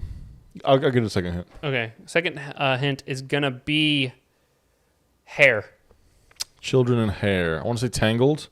I don't know there's many children in that. I think she's 18. Legal adults for any of those looking on any certain websites. Looking to justify their searches. It's not Tangled. What about hair and children? Some sort of werewolf thing or... Mm-mm. Okay. I'm thinking like hairy children like Hotel Transylvania with all those little baby wolf men. Nope. Okay, give me 3. Pickle. Children... Hair pickle. Children hair pickle. Diary of a Wimpy Kid? Mm-mm. Okay, keep it coming. Okay. Go-kart racing. Children hair pickle go-kart racing. Children hair pickle go-kart racing. What is this movie? Is this like a Spy Kids or something? No, you've seen it. It's classic. Children, hair, pickle. The last word. Oh, Little Rascals? There you go. There you go. I got a pickle, hey. I was debating. I was like, pickle or kitty litter, because they make the kitty litter sandwich. Dude, the hair, when the alfalfa's hair sticks up. Yeah. Yeah, that's what Okay. I was like, should I give hair that early? And I was like, no. If I said like spiked hair, maybe. Yeah, sure. But hair, I was like, okay, I can give that one early. Very good. I worked hard on that. That's a good one. Yeah. I really that's a good pick too. Yeah. Okay, here's my 5 words. We're gonna start with overstuffed. Overstuffed. Maybe Ghostbusters with the big Stay marshmallow at puffed. the end. Yeah. It's a good guess. No. You want another word? Yeah. Give me another word. Ego. Overstuffed and ego. Maybe Megamind. I like what you're thinking, but no. No. Ego. His brain is overstuffed. Yeah. Or he's full of himself too, though. Overstuffed and ego. Guardians of the Galaxy 2? There is a character called Ego in that, but that's not what I was thinking. Okay, next one. Emo. So are we doing emo as like the thing or like an emotional person? Overstuffed. Sky High? I'm thinking of the hamster lady. Overstuffed, though, doesn't really make sense. Overstuffed ego, emo. I'm thinking more like the movie is overstuffed. Like there's too much junk in the movie. That's what I was thinking too. Overstuffed. Jack and Jill? I know you like fucking with me with that movie. No, not quite. Okay, give me another word. Although it did cross my mind to put Jack and Jill on here first. Yeah. Overstuffed, emo, ego, symbiote. Oh, Venom. The Last Dance. Or Spider-Man 3? Spider-Man 3. Oh, got you. It's an overstuffed movie. Way too many villains. Yeah, symbiote. I wanted something harder. Don't give me something so obvious next time. Well, it was number 4, I figured. You know. Yeah, but I don't want to get it that easily. You know what I mean? We're going to each take a character card and write the name of a character from fiction, and we have to try to guess each other's. Okay. I guess just the first one to guess it wins. Do we get to sniff the markers afterwards? That's my favorite part. Is mine a superhero? No. Is mine a woman? No. Is mine a woman? No. Okay. Is mine someone's a man? Is mine in Marvel? No. Is mine a vampire? No. Okay. Is mine a vampire? No. Is mine a living being? Yes. Is mine a superhero? Yeah. Is mine an alien? No. Is mine from an independent comic? No. Is mine from media? Yours is from media, yes. Okay. Is Is mine from a movie in this decade? Or last decade? Or in the 2000s? What do you mean by 2000s? From 2000 to now. Like the year 2000? Mm-hmm. Yes. No. Okay. Am I part of a franchise? Like a movie franchise? No. Is mine a trilogy? No. Okay, so am I from a TV show? Yes. Not specifically, though. Interesting. Guest star. Guest star. Is mine a series at all of movies? Yeah. So mine has a comic book then? Yeah. Is mine got magic? Vaguely. I would say he's not a magic user. But it's got magic? There's magic in the franchise, though. Okay. That's sort of hard. You'll get it when you see it. Is the character from DC? Yes. I'm going to go on a limb for mine already, I think. Okay. Percy Jackson? Mm-mm. Damn! But I will say you're kind of in the right sphere. Like it's not Percy Jackson, but it is around that, if that makes sense. Is my character's color green? No. Mine has to do with mythology? Vaguely. Okay. Not really. I mean, probably not. Okay. But vaguely. But there's some elements, but it's not the full thing. Has he been depicted in live action? No. Is mine a teenager? No. Is his main color of his costume red? Yes. Mine a young adult? No. Is mine Plastic Man? No. Mine have powers? No. He has magic items. Maybe I can say that. Am I Etrigan? Yeah. Hey, really? Yeah. Hey! So what's mine? Jack Sparrow? How the fuck is that near... What? Percy Jackson, a water adventure my God, you shut your with the mouth. Kraken involved. Magic items too. There's magic items. He has a compass that shows him whatever he wants. Yeah. See, it's hard to do. Yeah. The questions you were asking were not helping, I feel. So here's our next and last segment, questions, comments, and voicemails. We want to hear from you guys. So either leave us a comment on here, hit us up on Discord, find the link in the description there, and there's a special channel for that, questions and voicemails. Basically, this is just we want to interact with our fans a little bit more, and we want to answer questions. I'd like to hear some voices, so voicemail us. Just hit that voice message on Discord and whatever. First one from Hyperbolic says, if they did a Ben 10 reboot, do you think they should try to spice up the aliens more by taking more inspiration pattern-wise from the earthly inspirational counterparts like a lot of fan artists do? I would say probably not. I think they've already got their good designs. Like even the reboot has like the cartoony versions of those designs. Mm-hmm. But there's always room for that. Like if you want to spice it up a little bit, make it more realistic or whatever. I've always liked alien designs more so than earthly counterparts. You know what I mean? Yeah, totally. No, not for me personally. I would just prefer alien. Make it as alien as possible. Dante says, we need Amazon to work on an adult Ben 10 show like they did Invincible. Thoughts? I say yeah. Absolutely love that idea. Yeah, totally. I think Amazon, like I've said, has been knocking it out of the park. Mm-hmm. I need them to care a little bit more about their animation stuff first before we start getting Ben 10. But I think Ben 10 has enough of a following. It'll be a hit regardless of how it comes out. They also have a bunch of, not a bunch, but there's evidence of them working with Warner Brothers for that Batman show that came out. Mm-hmm. That was pretty mature for what it was. Yeah. Yeah, do that with Ben 10. Do please, more. And thank you. Yeah, please. Hyperbolic again says, another potential, do you think shows have dropped moral integrity and quality of like older shows have? A lot of kids shows used to teach something to kids, like milestones, stepping stones. I feel like shows have abandoned the useful hallmark that's created a sense of rooted nostalgia we have, and I worry the next generations won't have those foundations at all. I can't necessarily speak on that. I don't watch children's television very much. I do see Bluey on at my office sometimes. There's, work with kids, so there's Bluey is on, and I hear tons of messages and morals from that. Kids love that show. I think it's even good for parents to learn some of those messages they give. I think Bluey's not really the best example because toddler shows have always done that. Have you seen Bluey? It's a toddler show. Have you seen it?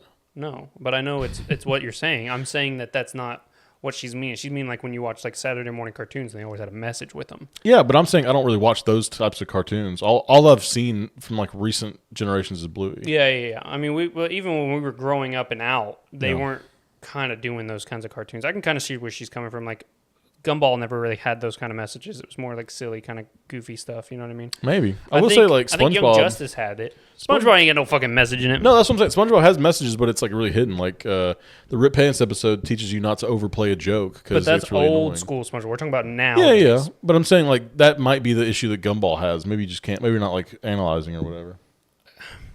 It's a cartoon for kids. You can't have them think that deep anyway. The message kind of has to be there on the surface. I think kids are perceptive. I think they understand.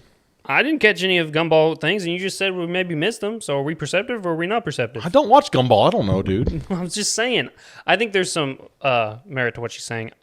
As far as if they need to do it again or not, maybe. I don't know. I've always thought it's up to your parents, really, to kind of teach you those kind of things.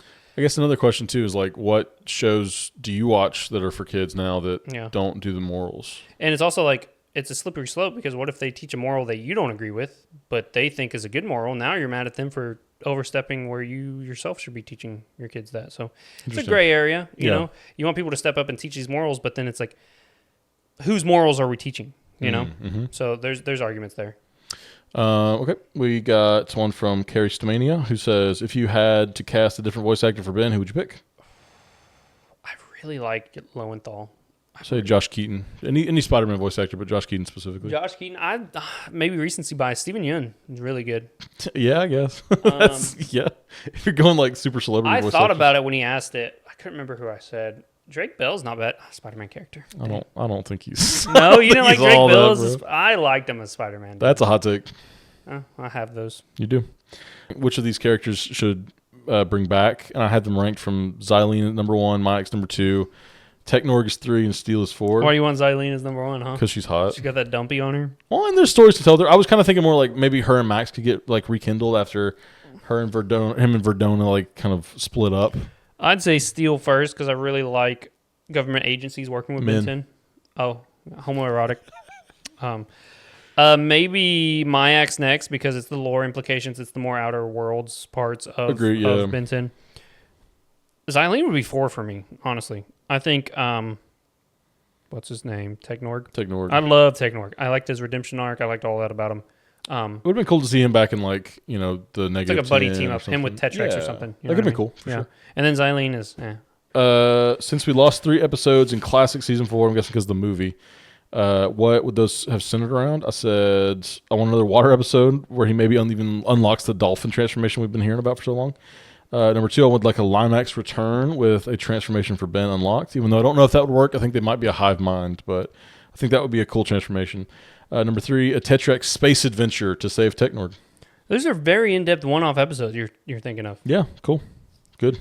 I was thinking of one where Ben gets really bad feet acne, and it shows up on all of his aliens. I'm so glad that Steven's not writing shows. It'd be funny. I mean, it goes with the rest of season 4. You know what I mean? The feet acne, bro. Yeah. Or not even feet acne, athlete's foot is what I really meant to say. He already had athlete's foot in an episode, the mushroom episode. Damn it! I got that idea from somewhere. But I wanted to mix it with the cold stuff. You know what I mean? I thought that was kind of funny. I wanted to see more magic stuff. I know I'm not the biggest magic fan, but I really like when we get maybe it's not even magic. I just want another episode with Hex. Yeah, sure. I love Hex a lot. Maybe get some sort of magic alien with it. That'd be cool. You know what I mean? And then in general, the last one, just another alien. I don't care if it's like a monster. Something cool though. Yeah. Just a new alien. Just cause. Nothing too deep with me. Let's see. Dante says, how do you think Forever Knight's plan to destroy the Dragon Planet would have gone? I said very poorly. They are not very competent at all. Yeah, I mean, it's about as well as you expected. I doubt they even get to the planet. Yeah, for real, honestly. Karistamania is back. What would you like to see in a Benton Alien Force / Ultimate Alien animated movie? I say Primus. I think you just hold off on the Primus stuff in Ultimate or Alien Force, and then you bring it back at the end of Ultimate Alien. Like a Secret of the Omnitrix 2. Yes. That would be sick. And we get to maybe see some of Ben doing Ben stuff without the Omnitrix for an extended period. And then when he comes back to he's got the Omnitrix again. I want you to know that I watched the show not for Ben without an Omnitrix. Yeah. Okay? I don't see that shit. Well, it happened in the episode, so I'm saying that could be a fleshed out part of it. Yeah, stupid part of the episode. Keep the watch on him. He's Ben 10 for crying out loud. Mike has a question. He says, what concept for an alien would you have liked to see in the show when you were a kid? So this is your season 4. What alien are you introducing? The magic alien. Magic alien? How does that... I'm getting a mixture between, in my head, Terraspin with the rock golems. So just Adwaita? Who's that? He's that big turtle guy with the flaming head. Where's he from? Ultimate Alien. What the fuck? Adwaita. He's the big turtle in the Ledger Domain. I don't remember him. Yeah. I said teleporting alien or hard light projections, kind of like Green Lantern, but that may be too close to what Gwen can do in UAF. Or no, I want to teleport an alien. I've talked about that a few times. Yeah, teleporting's cool. I want a teleporting alien. That'd be very cool. Or even they open up a portal or something. I'm not creative when it comes to designs. That's just the powers I want them to have. Yeah, sure. That could even be like a magic alien that does magic portals. Oh, there you go. Fuck yeah. Dante's back says, what are your favorite Ben 10 transformations? I have them written down here. I said, this is very tough for me. I want you to know I go back and forth a lot. Okay. Number 5 is Echo. Really love him. He's cute. He's got we're not talking powers. about the actual transformation animations. No, I don't think so. Okay, cool. I said Upgrade. I said Wrath. I said Forums. I said Ripjaws. Okay. Honorable mentions: Wildvine, Upchuck, Way Big Chill, Jet Ray, Clockwork. That's too many honorable mentions. I can't. Those are my boys. You know what I mean? You don't have to say all those, especially when you just belt them out like that. No one doesn't even know what you're saying. There's no point in that. They can listen back and understand my thoughts on aliens. Top 5, number 1, Diamond Head, easy. Number 2, Accelerate. Number 3, Wildvine. Mm-hmm. I know technically Swampfire is like an upgraded version of him. I think Wildvine's design's just sick. I agree with that. Plus his plant manipulations may be better. Yeah. Get more plant abilities. Wrath, of course. And then... These are just top 5 in any order. Yeah, it's tough because I love Heat Blast. But man, do I really like Big Chill too. You know Big Chill's good, man. I'm telling you. Or you know what? I'm just going to say Ultimate Echo. Yeah.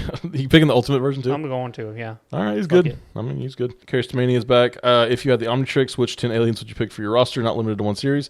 I thought about this a lot. We did that draft with Dan. I said Diamond Head, Swampfire, Accelerate, Echo, Way Big, Upgrade, Big Chill, Clockwork, Gravitack, Brainstorm.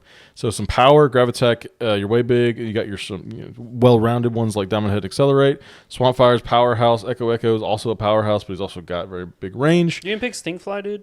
No, on my list. Fake as fuck. What are you talking about? You're picking Stinkfly? No, I'm not. Then why are you yelling at me about Someone's got to have love for him. I do like him. I mentioned him later on in one of the other questions.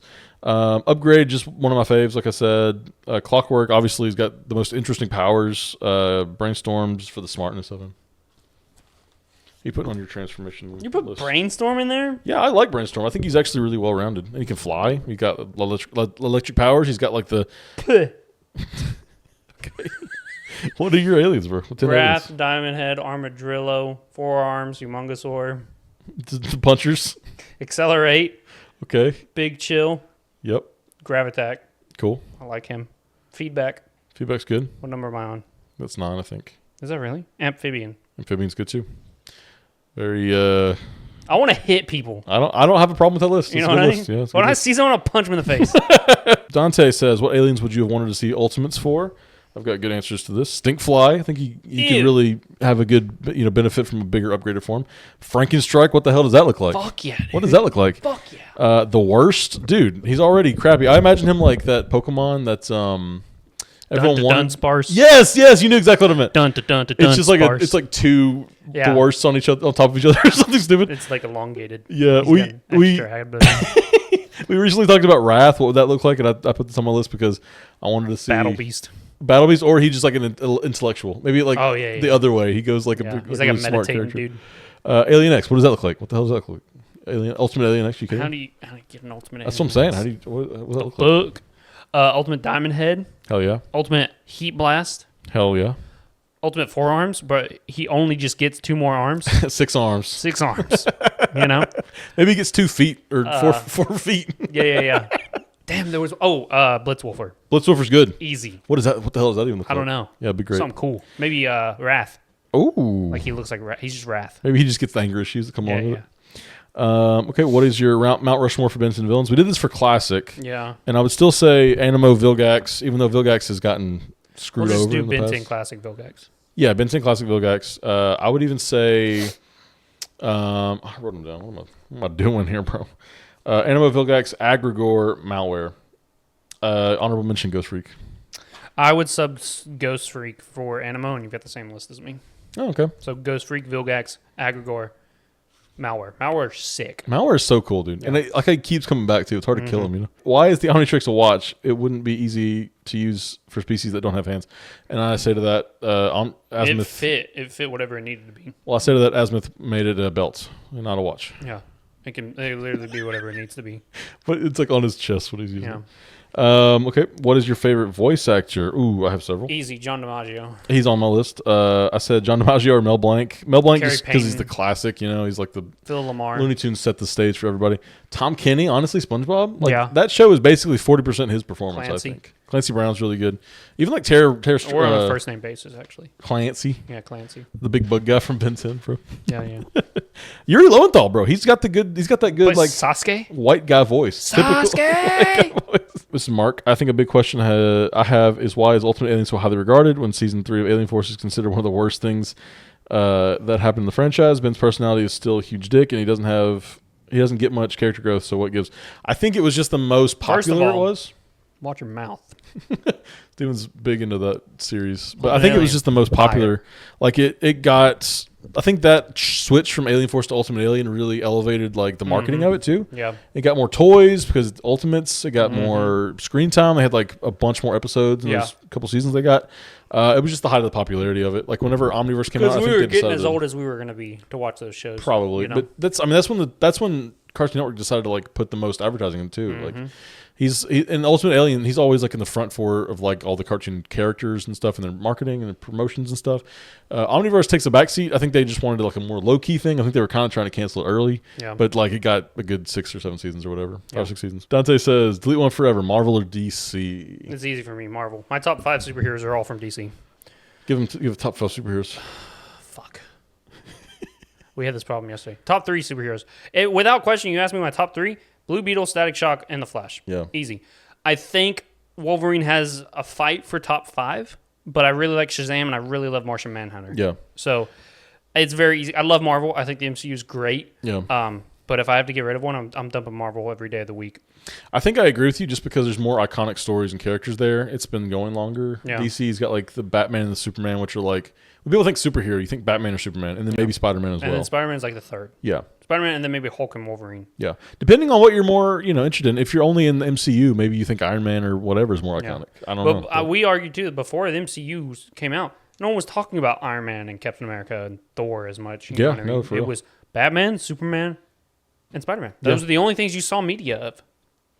So I would say DC as well, just because they've got the X-Men, more of course, too. X-Men. Yeah, I've also DC is just cool. I mean, it's got the good stuff. There's It's so much so good. potential in DC where I think Marvel's already sort of bankrupt. Yeah. There's so many places for DC to go with their stuff. Mm-hmm. Anyway, good question. Thank you for that. Would you rather live in the Avatar universe, My Hero Academia universe, Adventure Time universe, or regular show universe? Okay, so let me get this because this was the question I was most looking forward to. Right off the rip, we're cutting out those last two. Regular show and And and Adventure Time. Yeah. Because I don't have powers. Those places are shit shows. you could just be a regular person, Don't wanna especially be. Don't wanna in be. regular show. It's just a normal Yeah. world with like animals If talking. I'm going into a world, I want to be cool. Yeah. You know? So last up is Avatar and My Hero. The stipulation is I have to have powers, right? Mm-hmm. So I'm a bender or I have a quirk, right? Yep. You can't guarantee you'll get a good quirk, but you can guarantee any bending is sick. You might, but there's some people that don't have bending. No. I'm going in with bending. You have to have bending. I have to have bending or a quirk. What nation would you be in? The Earth? That's what I'm capital? saying. Yeah, that's the random part, but that's okay. the roll of the die. You know, if someone comes to me, you know. Mm-hmm. So I'm picking Avatar just because I know, regardless of what bending I get, I'm a bender. You know what I mean?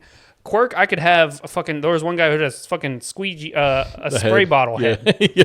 The fuck wants a spray bottle head? I do think I agree with you, except My Hero, most people on Earth have a quirk. That's why I put that number But one. a lot of them suck. Yeah, I'd rather have a sucky quirk than nothing at all and live in fucking ooh where you might get trampled by any Yeah, that's why random I thing. just cut those out immediately.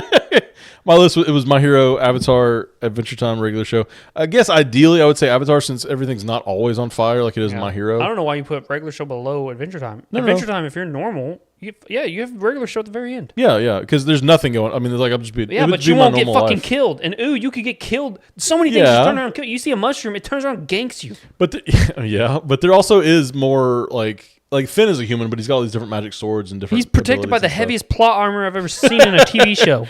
Really, it's Jake, his big plot armor. Yeah. But no, I mean, there's stuff you could see at least, like fun, interesting stuff. Whereas like a regular show, it's just like, okay, I said, I jinxed you, but I didn't unjinx you, so now we're gonna die in 10 days or whatever. Like That's funny. It's just like random stuff like that. Like I don't want everyday stuff to try to kill me all the time. Yeah, true. Anyway, good question. Thank you for that question. This is Dante again. What do you think Ben did as president? I think he probably crashed the global economy. When did Ben become president? In Ultimate Alien, he says it's future Ben, Ultimate Ben, and he says Gwen was much better at the day-to-day stuff, but I had a good 4 years or something like that. Stupid. What do you think he did? Nothing. You know what? He made a national smoothie day, and everyone got free smoothies. Ooh, that's nice. Okay, Dante comes back. Would you retcon the Ben 10 ending up with Kai, and if so, who do you think you should end up with? Yes, 100 times. Julie. Next question. Smash. I wouldn't even. I don't care. It's fine. Fuck Kai. That's fine. What's your favorite animated movie? Ratatouille. Really? What's your favorite animated I movie? missed that question. They asked me that? Mm-hmm. Fuck. Hold on. Am I going to say Tangled? No, what did I say you got mad at me for? Brave? Brave, yeah. Yeah. The horse. The horses were so Don't good. put me on the spot like this. Osmosis Jones is a banger. That's your it's not even all the way animated. I know, you put me on the spot.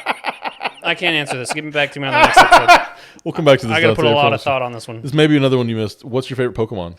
Galvantula. I was going to say Galvantula. He's my favorite.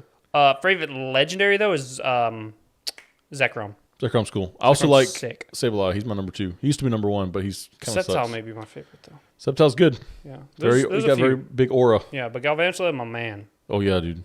Ooh, Gigalith. Gigalith. The name itself, dude. Thank you guys so much for those questions on Discord. Guys, if you want to ask us a question, drop them in the comments or add us on Discord and put them in that channel. This has been Binge Warmers. This is our first episode of a new format. We hope you guys like it. Every Monday we'll come out with one of these podcast episodes. We hope to see you guys in the next one. And Stephen, what's a good word of wisdom to end the day? Fart.